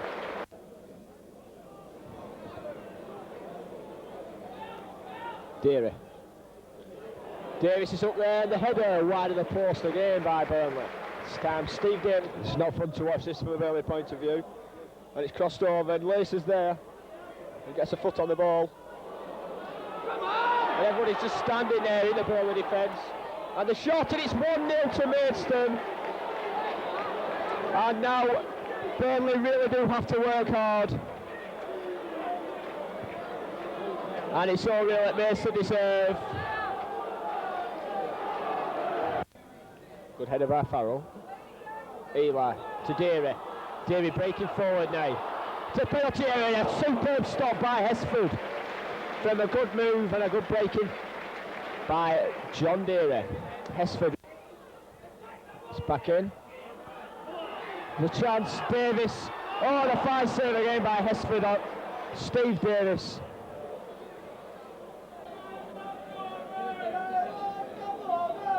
It's flicked over. Hesford up again, this time he's dropped it and he's gone in. John Deary now.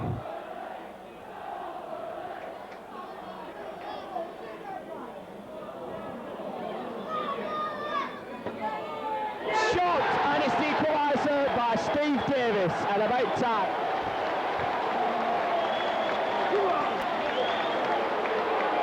The free kick there by John Deary, and swept into the bottom corner by Steve Davis.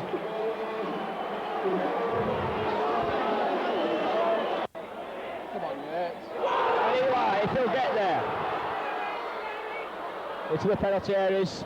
Seems to have lost his way, gets it across. Was it on ball? But a good save and good defensive work there by Maidstone. Deary.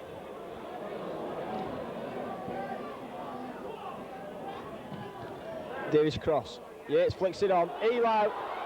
The shot! It's there! Roger Eli! And Burnley now looking set to take the 3 points.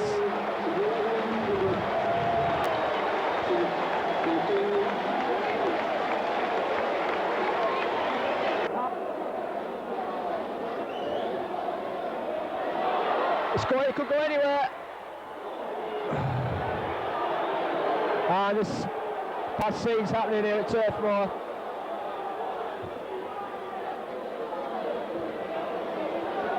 There's the melee.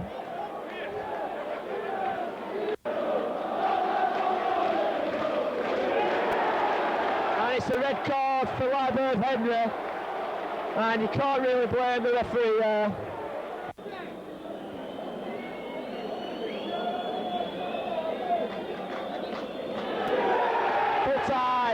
lead, back from the depths. Burnley 2, Maidstone 1.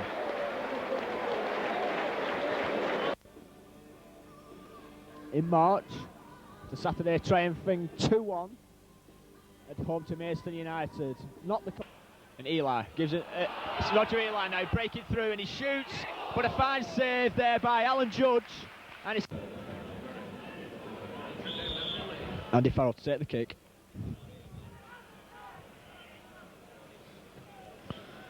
Just looking for Pender. And it's there, is it? No, it isn't.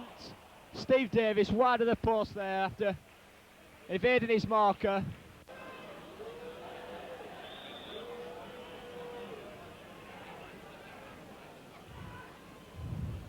Jacker looking for Pender. Pender wins the ball. And Mark Monington with a diving header off the line. And a goal. 1-0. Mark Monington with his first ever goal for Burnley. Opens the scoring.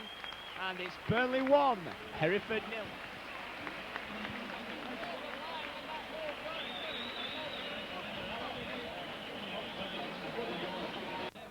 Divine.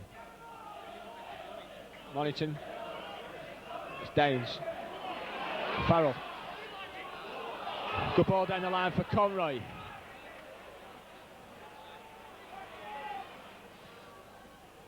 It's flicked on by Eli, almost found Mark Yates. Jacob.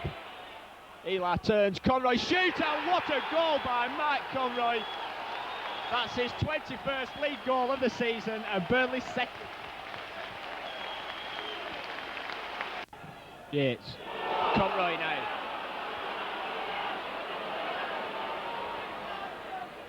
Holds it up well. Turns away from his man. Across the face of the goal. And away for a corner. Ricocheting against number 4, Theo Dossier. Pender whacks it forward. Conroy takes on Dossier. Chance now, it must be. Good save there from Alan Judge. As Robbie Painter almost found his first goal for Burnley.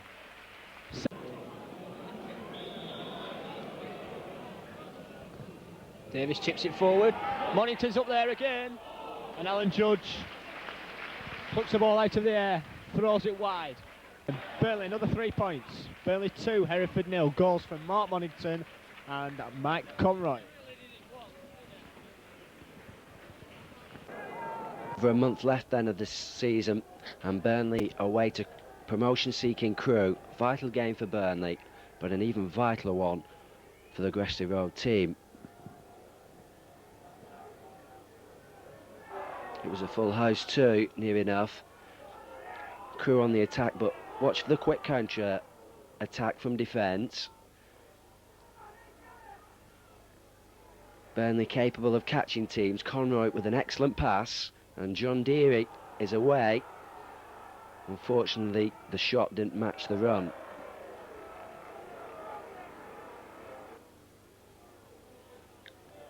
Crewe did have the better of the first half. Mark Gardner with the long free kick. Well flicked on, it comes through to the right back and captain, Wilson. And at the second attempt, he gets the ball into the middle, but Chris Pearce is there to thankfully clutch that ball. Crewe again on the attack. Another dangerous free kick. Gardner leaves this one for his fellow player, who curls it just past the post. And then comes the best opportunity really for Crewe. Tony Naylor with the good work. Clarkson really should have done better. Chris Pearce with another excellent save. It sparked to one of Burnley's better chances. Roger Eli with the run. Goes through 2 Crewe defenders and then launches a long shot that was just dipping at the end, not quickly enough.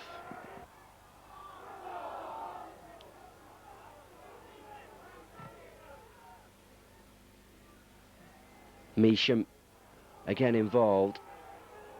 This game going from end to end, full-blooded challenges in a full-blooded game.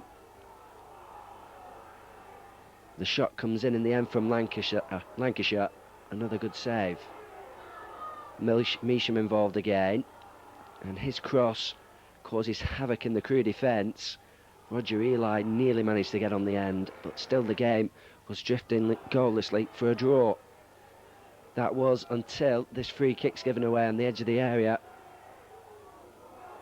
Naylor, the man fouled. Crewe had a similar free kick in the first half. This time they weren't going to make any mistake. Mark Gardner, the man 5 minutes from the end, coolly put home. Excellent free kick. 3 points for Crewe and disappointment for Burnley.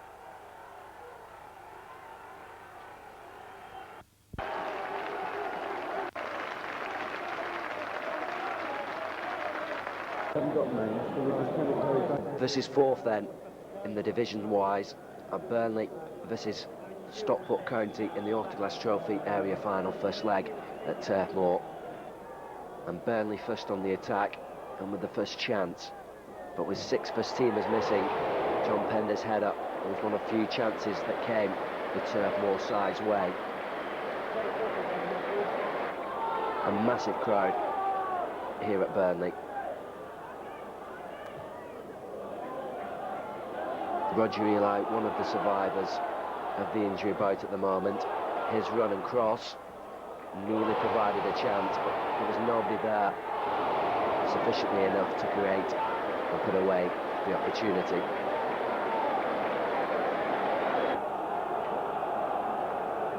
Stockport, to be realistic, had the better of the game, and it wasn't a surprise when Kevin Francis popped up to head home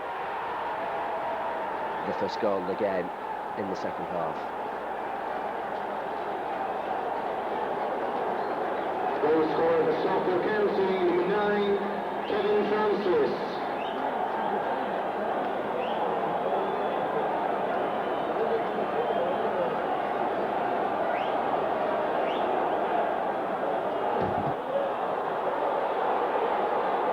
Stockport thereafter had 2 or 3 other opportunities to increase that lead. Jim Carstairs with the shot. Francis, you felt, with an easier chance than the one that he scored. Great defending from Burnley.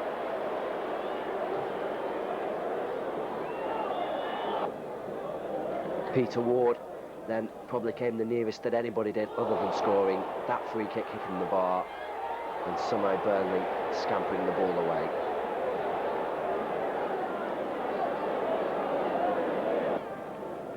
Right at the end, Burnley nearly snatched an equaliser. The free kick headed on, and John Pender a whisker away from nodding in what would have been a 1-1 draw.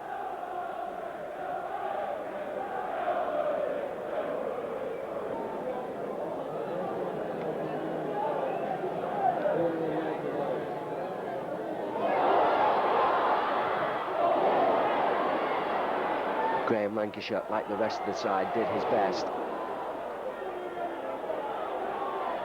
But in the end, it was just all too much for the Burnley second teamers.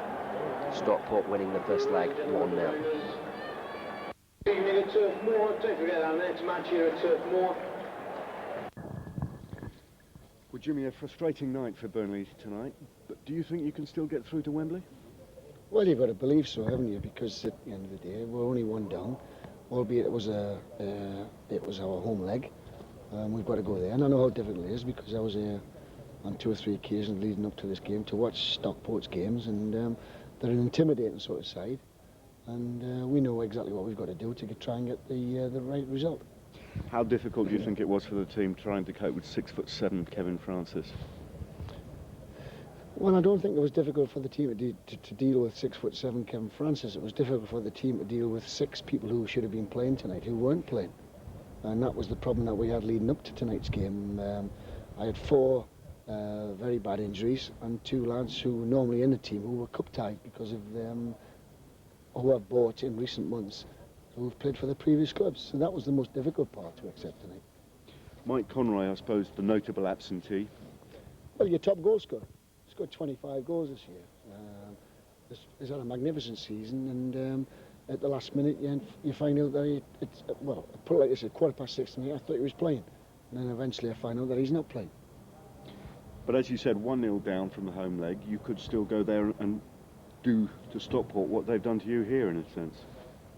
Yes, well, I've got 7 days to get all my players fit, and I'm hoping that at least I've got 75–80% of them players fit for the return leg, and then I can honestly turn around and say, well, okay, let's find out what Stockport are made of then. A rare setback really for Burnley, because since New Year especially you've been going very well, haven't you? Yeah, we've done very, very well. It's a test of how far down the road we've come when you play against a third division team like Stockport, who are high, riding high in the third division, and the type of football that they play is an intimidating type of football. And of course, as we said before, the big fella up front, he knocks the things around, and he gets people to drop, and gets the ball to drop in certain areas, and we've got to handle it. And I thought we dealt with the boy very, very well defensively tonight. And I said to the lads before the game that the major problem that Stockport will cause is from set pieces, and that's exactly what happened. 13,000 fans here tonight. I suppose a testimony of the way the club continues to progress. Yeah, well, that's what it's all about, isn't it? The supporters of Burnley Football Club have been magnificent, absolutely magnificent, certainly since October when I was given the job. And we are very proud tonight, and the players are very proud tonight that they've turned out in the numbers, because it's been a great night. It's been belting down the rain, hasn't been the best of conditions, and we just hope that we can reward them with the sort of performance that we'll be looking for next week at Stockport. Finally, Jimmy, how would you summarise the task that Burnley face now in the Autoglass? Very, very difficult. Very difficult, but we're made of the right mixture, and I would expect my players to respond in the right way between now and next Wednesday. Boys for promotion in their respective divisions. Tonight's game is set for a full house thriller. Yes, that's right, all the tickets are sold here, all ticket game, not one of them left for either side. Let's quickly run through the two teams. And they don't want to go 2-0 down, that really would be a disaster. Corner swung in, Francis, it's there, he scores! Kevin Francis has made it 2-0 now in aggregate, and 1-0 on the night, and we've only played 6 minutes of the game. It's a disaster for Burnley, but there's jubilation around me for the Stockport fans. The Burnley fans behind that goal to the right haven't moved. Jacob with another option. Jacob swings it in instead. There's Davis with a flashing header. Edwards was down well. And again, that penalty area is packed. Kevin Francis back there to do some defending this time. As Davis swings it in, it's a high one. It's lost in the wind. It might fall kindly though. Davis tries and smacks it in.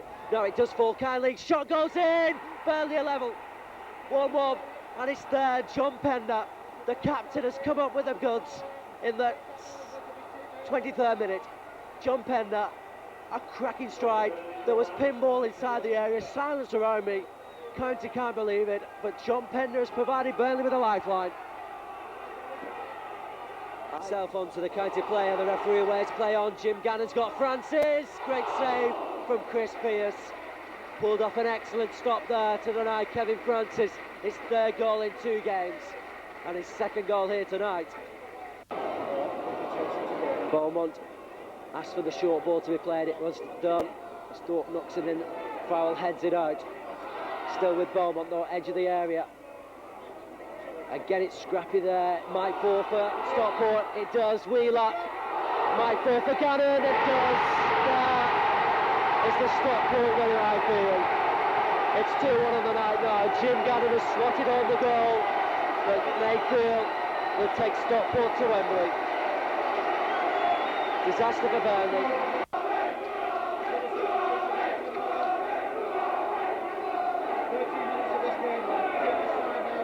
Yates up in the air. Conroy inside, and there may be a chance for Mornington straight away. Good defending for Beaumont, and an excellent stop from Neil Edwards. Mornington's speed then just let him down for a second. With Stevie Frey, no clear. Back by Deary. John Deary again, into the area. Conroy, neat play with Mornington. Farrell goes to the wing and McKenzie. First time ball from him. In goes Mornington. Back inside. Conroy flicks it on, and Edwards is there on the line to make the save. A sporting bit of play there from the Burnley fans, cheering the Stockport fans there, shouting Wembley. Full credit to the Burnley fans, they've been impeccable here tonight. This is Turf Moor today. Burnley entertains Scarborough in the Barclays League 4th Division. The goal for Burnley today is Chris Pearce. 2. Welcome return to the first team for Ian Measham. Kick from Pearce was a poor one. Mooney. Farrell down the line, Conroy. It's away now from Chris Curran. Gets over the cross and Roger Eli, 1-0! Lovely work there, superb break, and Burnley open it. That was an absolutely classic move. Andy Farrell down the line to Mike Conroy. A superb first time cross, and Roger Eli heads the ball past the stranded forward.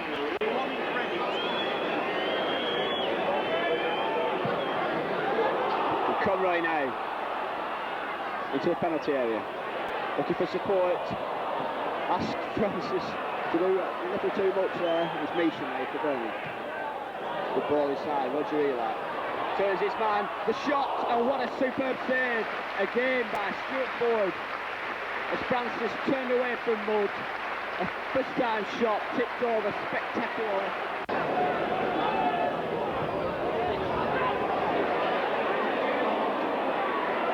Chris came for it.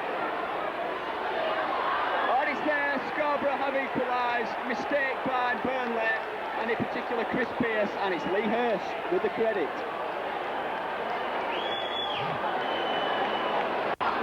Roger Eli now for Burnley.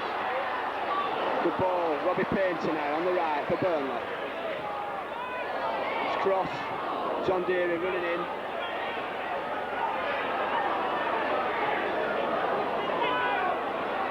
Again going for the patient build-up.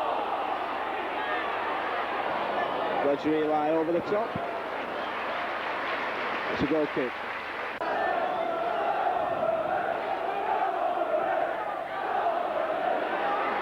Oh, good save by Ford from a header by Eli. Burnley get another corner.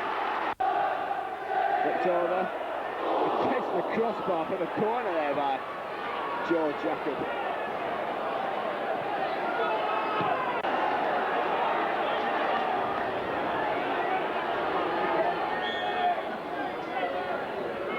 Deary's free kick. Save. Ford tips it over the top. Corner ball.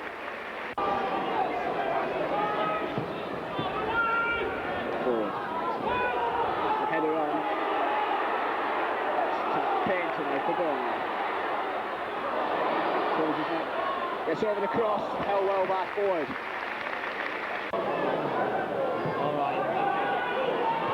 Poor corner by Jacob.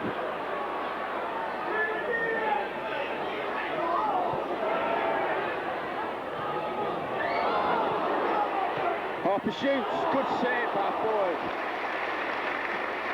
In the corner. John Deary now with a throw at the ball.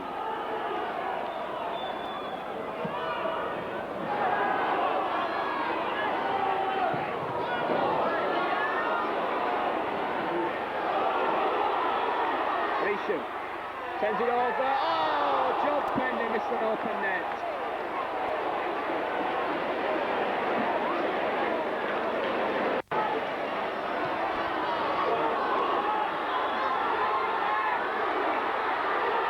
Breaking through now. Ford again saves the ball. Come in again in the chest. Full time. Burnley needing 5 points then from the next 7 games, and it was vital that they got the 3 points here tonight against Cardiff after slipping up against Scarborough 1-1. They got off to an excellent start. We made it 15 seconds on the clock when John Francis' persistence with the defence, Ian Measham involved too. Finally, in comes Robbie Painter to put up home an excellent goal and give Burnley a really tremendous start.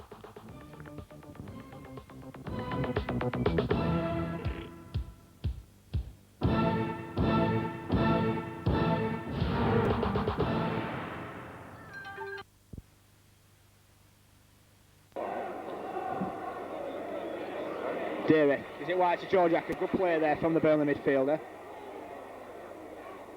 Painter now. It's inside. Conroy lets it run through, and Farrell was there, but it was intercepted by Eddie Newton. And it's a throw to Burnley. Painter now. George Jacob. Good cross. Francis is up there, gets his head on. As does Conroy. Francis in control. Into the arm zone, safely caught by the Cardiff keeper. Pender beaten to the ball by Bellamy. Davis to Jacob. Back to Pender. Conroy and Francis both with the ball. Was Francis brought down? No, he wasn't. Play on. Goal kick. Andy Farrell back again to Randall. Randall likes to run, as I said. Let the ball get away from him. Good interception, almost a good ball from Conroy. Lines was flagging for offside, but Courtney let the play go on. Good play from Griffiths. Gets away from Jacob. Jacob still trailing him though. Good play from Courtney Griffiths. And Dale across the face of the goal. There's a chance now. Nathan Blake, one apiece. Cardiff have equalised. Lovely work. The credit for that must go down to Courtney Griffiths. Superb run into the box. And after 31 minutes, the scores are now deadlocked. Burnley 1, Cardiff City 1. Forward, Farrell, wide of the post. Goal kick.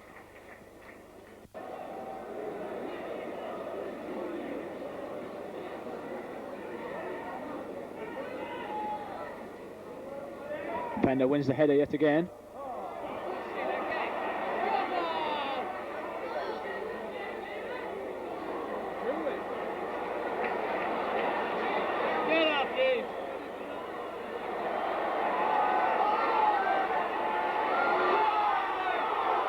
On the attack now. This crowd raises the tempo. Mike Conroy. Farrell.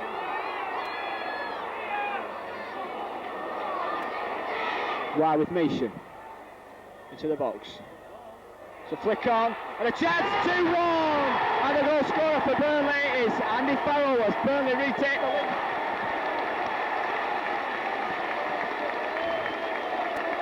As the cross came over, Farrell beat everyone to it, and Burnley have regained the lead.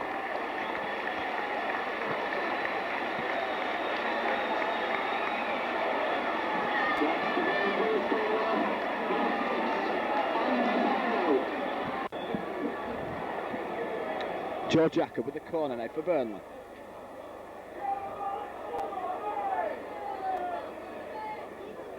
Swung in, and the flick on, and the header! The save, yes, it's there! Burnley! It's 3-1, Mike Conroy.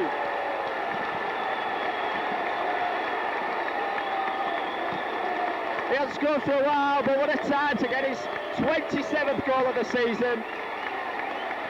Burnley now take a 3-1 lead.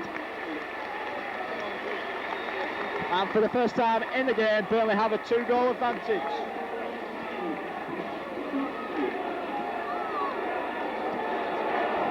And it's all looking rosy now for Burnley. The good header there by Steve Davis, but the free kick has been conceded, pushing down on his marker.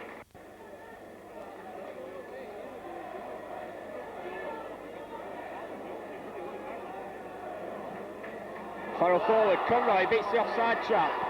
Now what can Burnley produce here? Conroy, too deep, but it's found Painter. Good shot! Shaves the post there. Robbie Painter. What a time though to pick his spot. The whole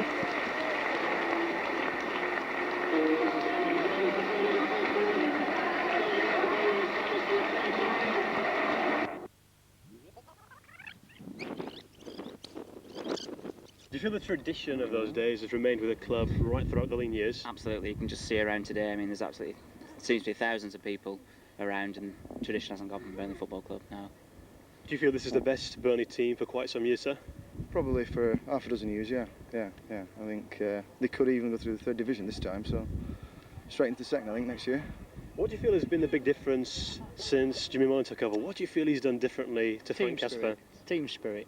Changed tactics a little bit as well. To get out at 4th division, it's a bit more long ball in it. A little bit more of that's crept in, but it's just to get us out and then play a bit more football when we can.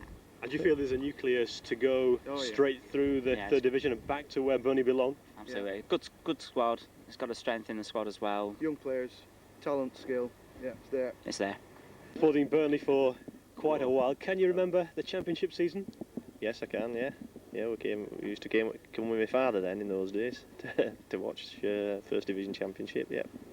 A great tradition in that era, and the tradition seems to have stayed with the club, even though there's been a lot of lean years since that championship. Yeah, that's right. We've had too many lean years. Now, hopefully, it's on the up and up now. What are your thoughts on the current team then? Are they good enough to win the 4th Division Championship? Certainly good enough to win that, and I think also that they're good enough to do well in 3rd Division. You feel confident enough that there's enough strength in the playing pool at the moment to go straight through the league? Well, I won't say go straight through, but to certainly hold our own for next season anyway, yeah. Perhaps a few strengthening in 1 or 2 positions, and who knows, yeah. Remember the day at Turf Moor when Burnley almost lost their league status? Oh yeah, that was a great feeling when that 2nd goal went in for me and Britain. I'm sure you've been to a lot of football matches in your time, but was that the greatest football occasion that you were ever present at? Yeah, it wasn't at the time when the game started, but after when we won, it was a great feeling. Was it now to one of the playing staff? And Roger, I understand that you're ineligible for selection this afternoon. Well, that's right, Pete. I've got a knee injury, and it's just about clearing up, so hopefully I'll be fit enough to play on Tuesday. Well, we're getting ever closer to promotion. You must look back on it all, of the thing that you've played your part with. 17 goals this season. Well, that's right, Peter. It's been a tough season, and it's drawing to a close now. Just hope we can, just get those vital points now to push us all the way. And it's been your best ever season in professional football. I think that's true to say. Well, that's right, Pete. It's been a big boost for me, to be playing most of the games this season. And when you play, you get your confidence, and things just take off from there then. You certainly seem to have struck up a very successful rapport with Michael Conroy up front. Well, that's right. Mike's a good player. He likes to score goals as much as anybody, and he's a good player. He's a good player to play with. Yeah, I've enjoyed myself with him.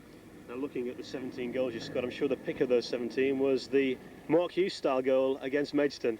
Well, that's right. Yeah, I enjoyed it, and it was nice to actually, score the winning goal. That's one of my better ones, I think. And the season also, so you scored your first hat-trick in professional football. That was against Chesterfield earlier on.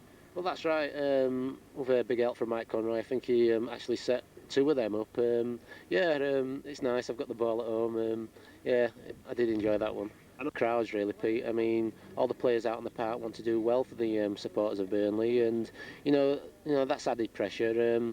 But I think we're getting over that now, and just hopefully things will slot into place now. Have the ghosts from the past made life difficult for the players? People talk about the great years and the championship years of the 60s and the First Division days of the 70s. Has that put a burden on the contemporary players' shoulders? I don't think so, Pete. I think everybody likes to, every player at the club likes to be associated with, the past players. I mean, we're here now, and it's up to us to, try and get the club back on the right lines. But to end with, it's nice that you and the rest of your teammates will likely be remembered for something that you've achieved in the modern era. Well, that's right. I mean, it would have been nice to get to Wembley. It would be nice, to actually get promotion. But we're going to give it a best shot now, and just hope that everybody can remember us for it.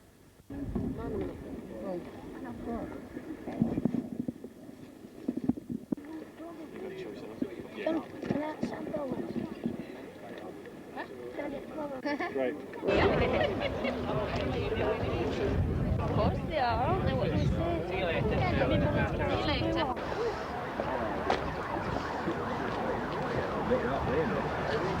Do a wave.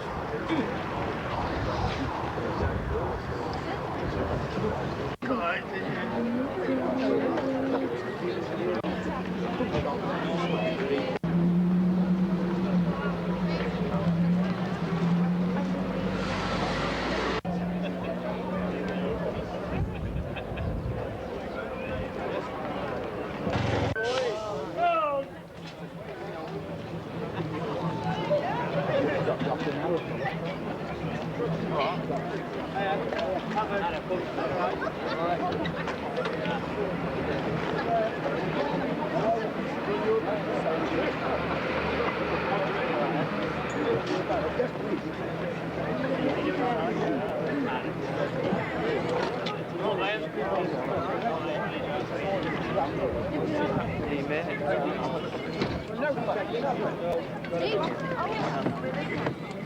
Andy. Certainly. Hi dear. No, it's not. Small one. Cheers. Hi Uncle Peter. John. You alright? Hiya. Alright. Lisa. Stay. Alright. You alright? Hi John. Hiya. Alright. Move on. Come on, mate. Just push. Yeah? Right, will do. See you later. See you later. Hold on. All right. That's about.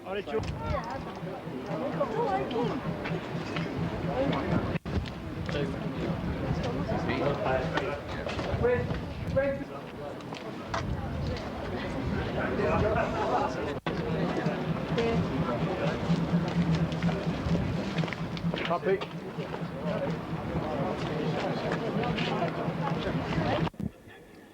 It could be a big afternoon, Michael. Yeah, hopefully today we could clinch promotion today, but we're looking for other teams to drop the points, and if we can pick up 3 then it's looking good for us. How exciting is it for the players? You've looked across and there's so many Burnley fans. It's like another home game. Yeah, we've just drove down from the hotel and we could hardly get through the traffic due to the fact that Burnley have brought so many supporters here today, and we just hope we don't let them down. Is there a different feeling now as you prepare for this game against Carlisle with light at the end of the tunnel, knowing that you're so close to the ultimate achievement of promotion? Yeah, I think it's just what the manager said earlier on in the week. It's not about what we've learned on the training park or what he's coached us. It's just a matter of keeping the heads and keeping cool and trying getting the results. What's the preparation been like? You went up to Carlisle to prepare on Friday afternoon. Is it a good thing to get away and go to a hotel before a game of this magnitude, or would you sooner be in your own home? Me personally, for a big game like this, I think it's important you get away, get the players together and get away from the crowd and the traffic, which would have prevented us getting up today. But I like to stay in my own bed and keep the home comforts. Now, you're not too far away from home. If you carry on going up the M6, which joins the A74, it's about an hour and a half from home. Will a few family be here to watch today?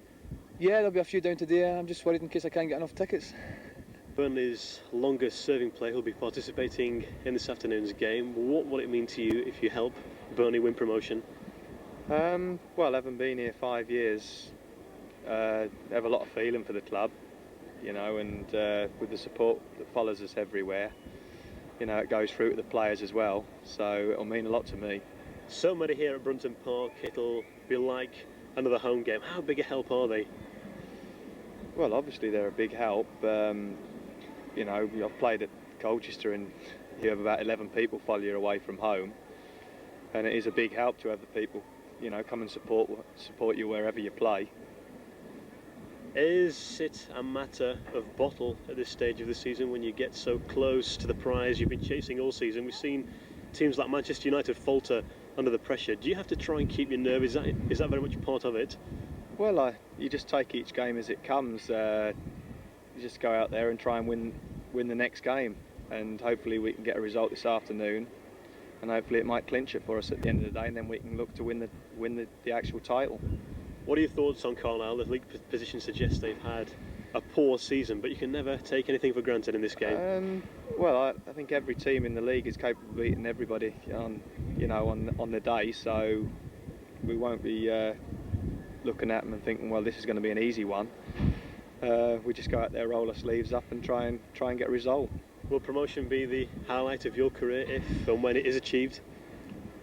Well, at the moment it will be. Yeah, I've played at Wembley like with Burnley in front of 81,000, but promotion is the main thing really, and I think that's what the supporters want. We could have made it to Wembley with again this year, having played Stockport, but I think deep down it is promotion the supporters want, and deep down I think it's what the players want. Will this be the greatest day of your footballing career? Certainly on the managerial and the coaching side of it, yes, without a doubt. To be a manager of a great club like Burnley Football Club, and to be able to give them a chance of promotion was obviously a very proud and emotional moment for me. Everybody knows the club have languished in the 4th division for 7 years. How proud and how much would it mean to you on a personal front if you are the manager to take the club back up the league? Well, 7 years is a long time for this football club to be in the 4th division. I was very much aware of that fact when I was given the reins back in October. Our main priority was to get promotion. We're on the verge of doing that. We're not there yet, but we're on the verge of it. And as far as I'm concerned, it will mean the most important thing that's happened for me in football. You've given your team talk to the players. What have you said to them? Is there any nerves in that dressing room, or are they as calm as they would be before any normal league game? Well, obviously they're nervous. Yeah, of course they're nervous, because the old cliche, you're so near yet so far. We know it's going to be a very, very difficult game for us out here today against Carlisle. It's going to be a bumper crowd. Everybody's going to be very expectant of us. The players are very much aware of how difficult the game is going to be. And all I've said to them is, let's keep our feet on the floor, let's keep our attitude right, keep our discipline like it has been for the last 6 or 7 months, and that will give us a chance to win the game. Because you can't take anything for granted. All what happened at Upton Park on Wednesday, you wouldn't have bet against West Ham United beating Manchester United. Well, I said from the very off that this division is all about strange results, and I'm still of the opinion that the bottom will beat the top at any given time, and that's what we've got to be very guarded against today.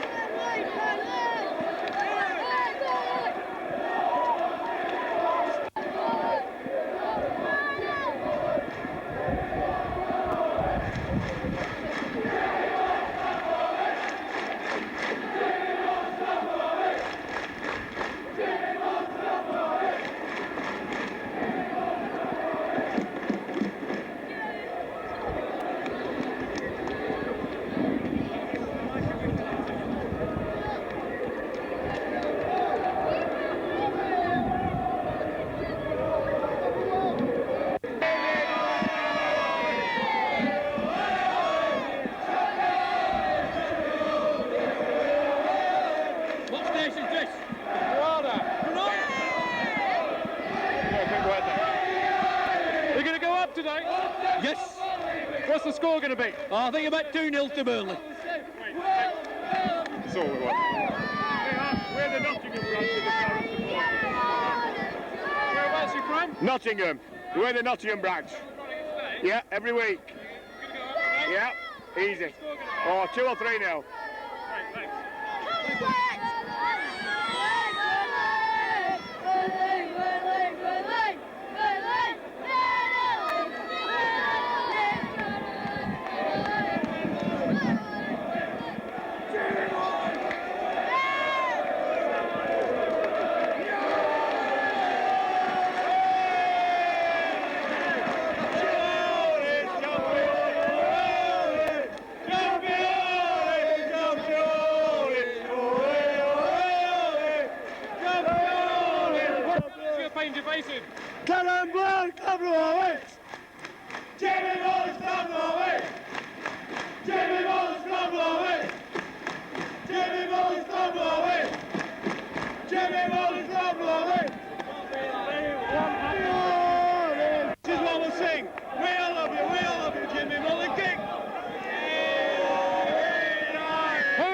To be?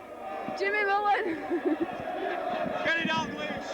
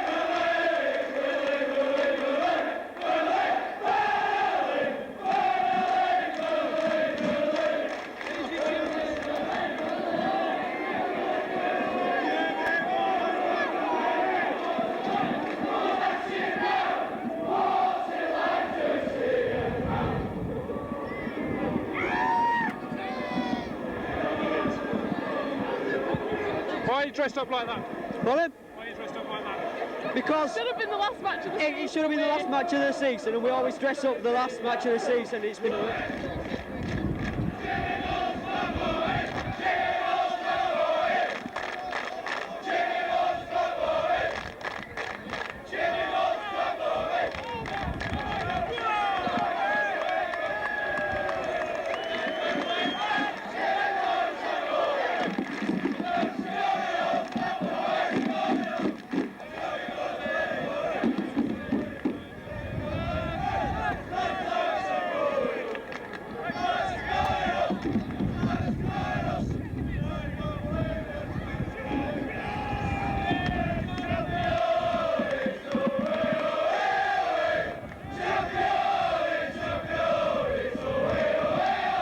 They've been all around the ground at the moment.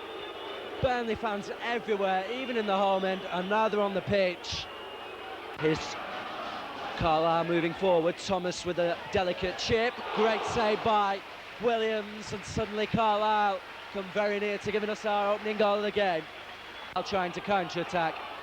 Certainly the atmosphere and the large crowd will help them. They'll want to do just as well as Burnley.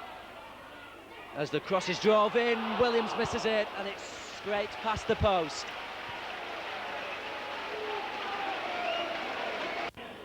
Mick Holmes, who's looked dangerous, taking the ball on again and puts in a lovely pass to the left back, Jeff Thorpe. Watson again, it was his chin. Holmes, and now Deary for Burnley. Conroy on that far side, appealing to Francis to make the run. Now Francis does, it's played through to him. Burnley looking to counter-attack, Francis looking to take on the Carlisle defence. Conroy again, drives in the shot, it's blocked. Harper down for Francis, play on says the referee. Francis still going, whips in the shot, it's there! John Francis with a cracking goal. Burnley have gone wild, and rightly so.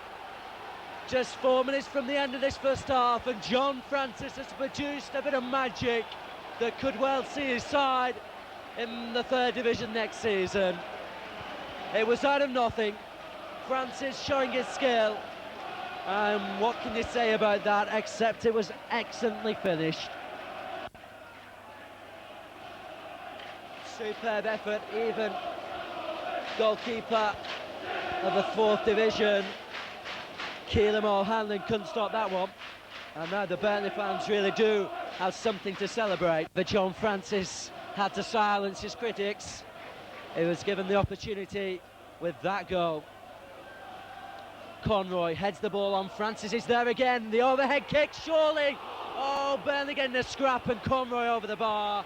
But they were queuing up then. Burnley fans just below me seem to be having a party. They're doing the conga, quite amazing.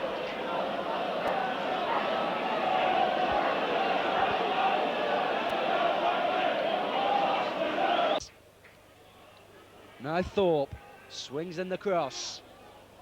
Down by Walling, and Francis has time here to get the ball out. Maybe even release Mike Conroy.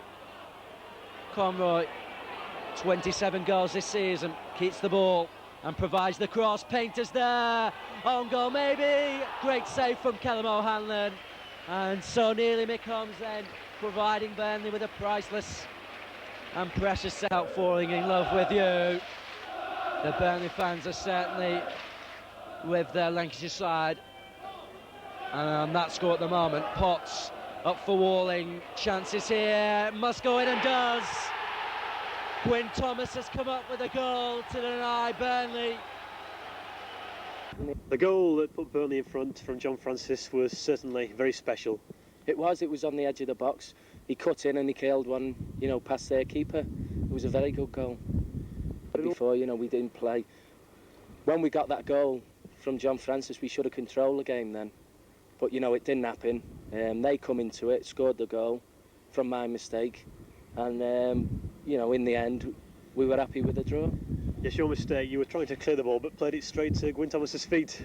That's right. A cross come over and it just cleared our centre-half and their centre-forward. And I didn't expect it to come down. And I swung at it and totally just miskicked it. And it went straight to his foot and he placed it in the net. Certainly a goal worthy of winning promotion, but sadly it didn't. Yeah, it was. It was a bit special, the goal, but it's one of them things, and we've got 3 games left to do it still, so we've still got a good chance. Now tell us about it. You struck it superbly, and you certainly got plenty of bend on it. Yeah, to tell you the truth, I can't really remember much about it. I've just, tried to tee it up in the box, come back onto my right foot, and just, hit it, and hopefully hit the target, and it's flying the top corner. But strange enough, it was the first real shot on goal in the first half. It took 42.5 minutes to come. Obviously, because of the wind, and the pitch really didn't help us much, but it was a really scrappy game. Welcome once again to Bootham Crescent, York, where this afternoon, or this evening rather, York City entertain Burnley, the present leaguers of the 4th Division, who tonight are looking for 1 point to win themselves promotion, or 3 points to win the championship. The game has been delayed by half an hour by the referee to enable more of the Burnley fans to come into the ground. And in York City, we reckon there's 8,000 or 10,000 here. They've taken over 3/4 of the ground. Yes, it's a free kick. High up in the goal mouth. Well placed, headed down, my God, it was nearly a goal there. In a very, very dangerous position here. Joe Jacob to take it. He seems to be taking all the free kicks for Burnley. Good shot, run to the far side, headed back. And back. Oh, and Keeley saw that at the very last moment. I think it was from Harper, the left winger. Shot that ball back through a ruck of players. Ball turned back by Misha, right into down by Davis, by Francis there to Harper. Harper couldn't get control, he fired in a shot. Beautiful save by Keeley. He dived full length to push the ball out.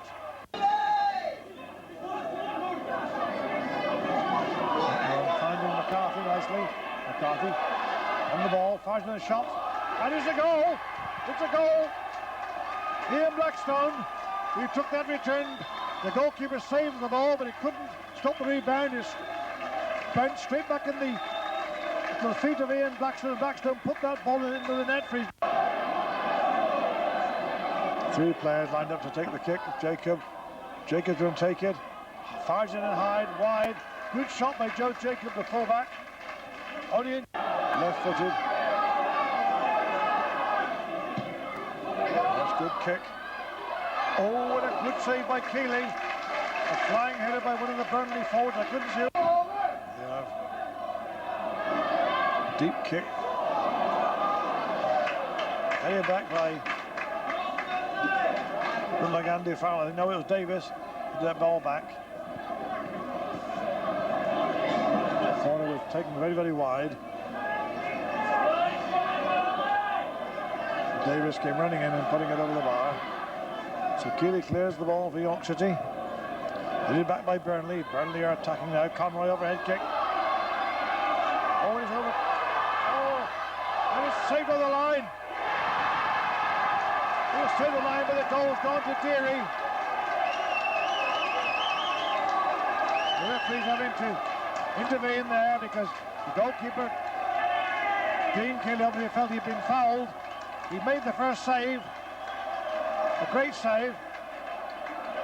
And Stancliffe and Turtle together give them no chance at all. No, not even looking. Now Mackenzie, the substitute, on the ball. Hooks it right across the middle.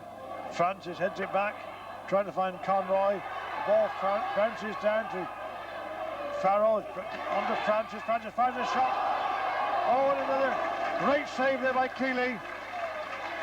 He dived full length to save that ball. Beautifully saved. Conroy fires the ball, and as far as McCarthy. This time it's hooked back.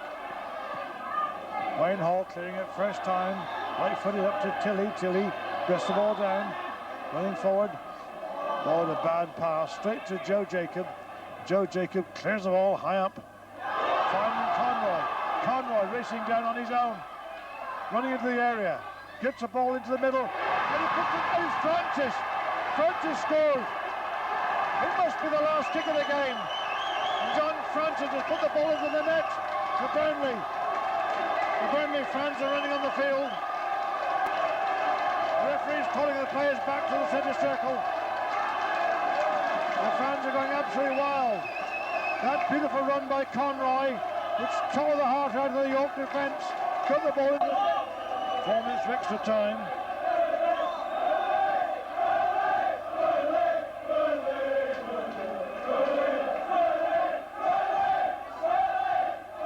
Ball going to be taken the throw-in. Now the referee blows up.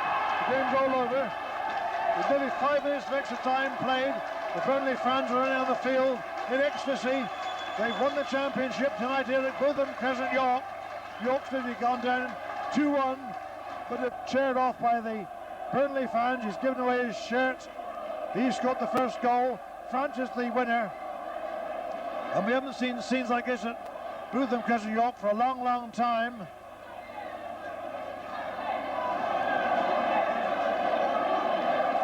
And with these scenes, we'll say goodbye to you tonight from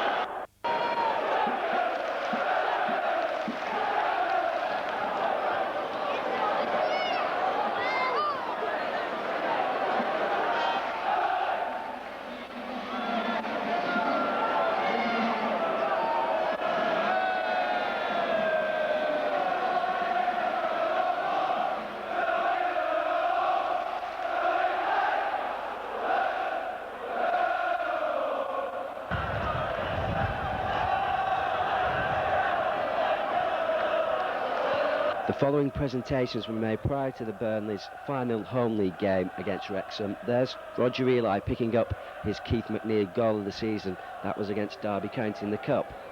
Now Robbie Painter with the Barclays fastest goal of the week. That was presented by Mike Hill, manager of Barclays Business Centre in Burnley. Then Steve Davis picked up the Burnley's Football Supporters Club Award Player of the Year. All the presentations made by Dave Spencer, Roy Lord, Cave Kearns and Michael Rumney.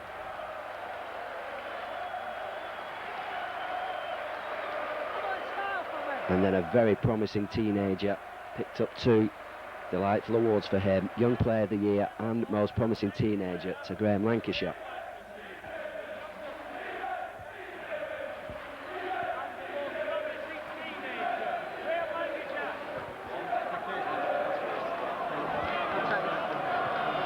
And then we had the most important award, the Burnley Football Club Ensley Player of the Year. That went to Roger Eli, presented by Mike Naylor, Managing Director of Ensley Insurance Services and main sponsor of Burnley Football Club. We had the most important presentation of award, Jimmy Mullen bringing his side out to rapturous applause. The Barclays League Division 4 Championship Trophy to be presented by Bill Gordon, Barclays Personnel Director. John Pender pick up the award, the captain of Burnley. After this full house have given them the rightful applause they deserve.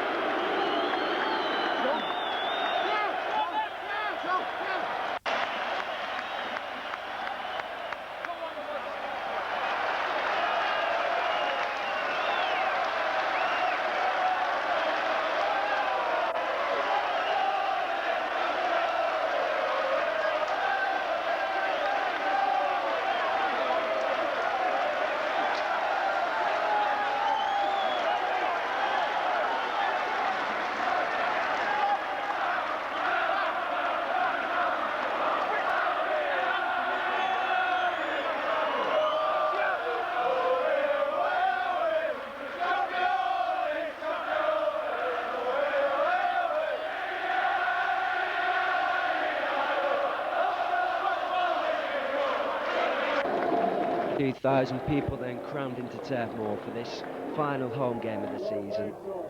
It got off to a great start for Burnley. They managed the goal after 32 minutes. Robbie Painter and John Francis involved. Watch for Conroy coming in on the back of Francis's cross to head Burnley into the lead. But on this carnival day, it was more what Burnley had already achieved than what was happening on the field that mattered.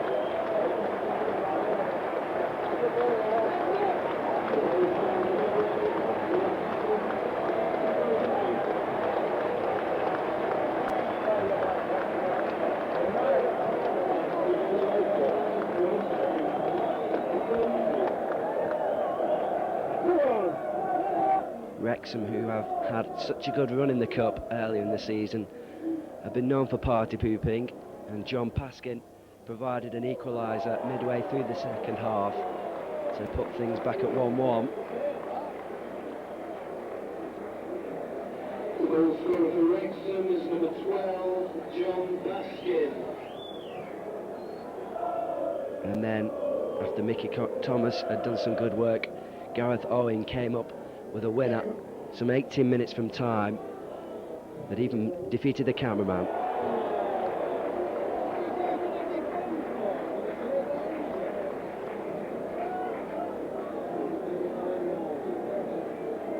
But by this time nobody really cared. The championship and promotion was Burnley's. Congratulations to them. The fans surrounded the pitch for the last 5 or 6 minutes or so in anticipation of the final whistle. It seemed so long in coming at the end, but the Burnley fans were finally given the celebration that they'd postponed at Carlisle and then finished off at York. The fans engulfing the pitch in a few seconds' time, they waited patiently on the touchlines, then the final whistle went and the players were lost amidst glorious blue and claret shirts. It was a glorious day and a glorious end for Burnley. Hopefully promotion next season too.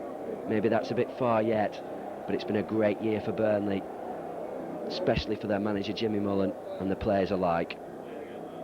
Congratulations again to them. Let's wish them all the best for next season, but let's remember this one, it will certainly go down in history.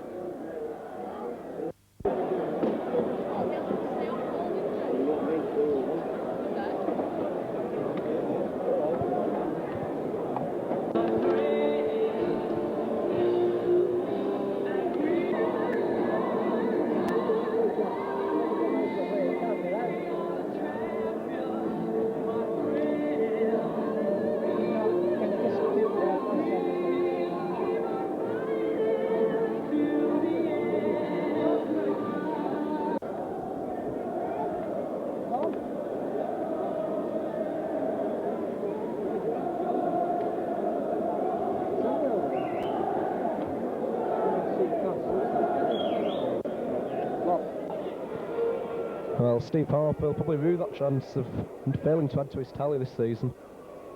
Joined the Clarets from Preston North End during the close season, and really should have scored there. Brown with the free kick. Aimed into the box, Ryan's there, it's a goal! The ball is in the back of the net, Rochdale I believe. John Ryan taking all the credit, and an adventurous run from the Dale skipper there. Malcolm Brown's long, aimless free kick hoofed into the penalty area. The rest was struggling with the bounce.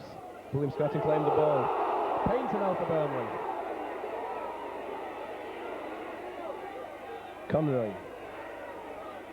Francis, will he try one? Yates. Great effort and a wonderful save by Rose in the goal. A beautiful move by Burnley. Postponed twice due to waterlogged pitches. Harper now for Burnley. Can he make something of this? He finds Francis. Francis chips to shoot. Finds Measham. Chance for Measham. He's onside. It's a goal! A wonderful work goal from Burnley. And Measham just tearing away. Well, Steve Harper and John Francis worked wonders then for the Clarets. Harper did well over the left-hand side. He found Francis, who shaped for the shoot. Instead, he caught the Rotherham from flat-footed by sliding the ball through for Measham. And Measham just coasted into the penalty area. through the looks for offside, but the flag stayed down. And Missions of Dave Williams. 5 minutes to the interval. Tull Square here at Spotland. Rochdale 1, Burnley 1. Absolutely crucial game for Rochdale. It's one of their biggest games in many a season. It's quite simple. The simple equation is they have to win tonight to make it into the 4th Division promotion playoffs. Conroy gets the flick on Painter, reads it very quickly, finds Harper. Harper gets the crossover, feeds Francis. Conroy, that's a superb goal by Mike Conroy. That is number 30 of the season, and he won't have scored all that many better during those 30. And a simply wonderful goal. Conroy flicked the ball on. Painter read it so quickly. He crossed towards Francis. Francis let it go, and Conroy swiveled on the volley and sent the ball rocketing way past Kevin Rose. It's the top. Rose saved very well indeed. Burnley's corner. Floated in by Deary. It's there to goal! Robert Painter scored! And surely now, Rochdale have no hope of making the playoffs. The goal has been coming for quite some time. You could see it. John Deary's corner. Rose showing the crowd at the near post. I think it was Conroy who flicked it on. And Robert Painter, it was too easy. He headed the ball home from about 4 yards out.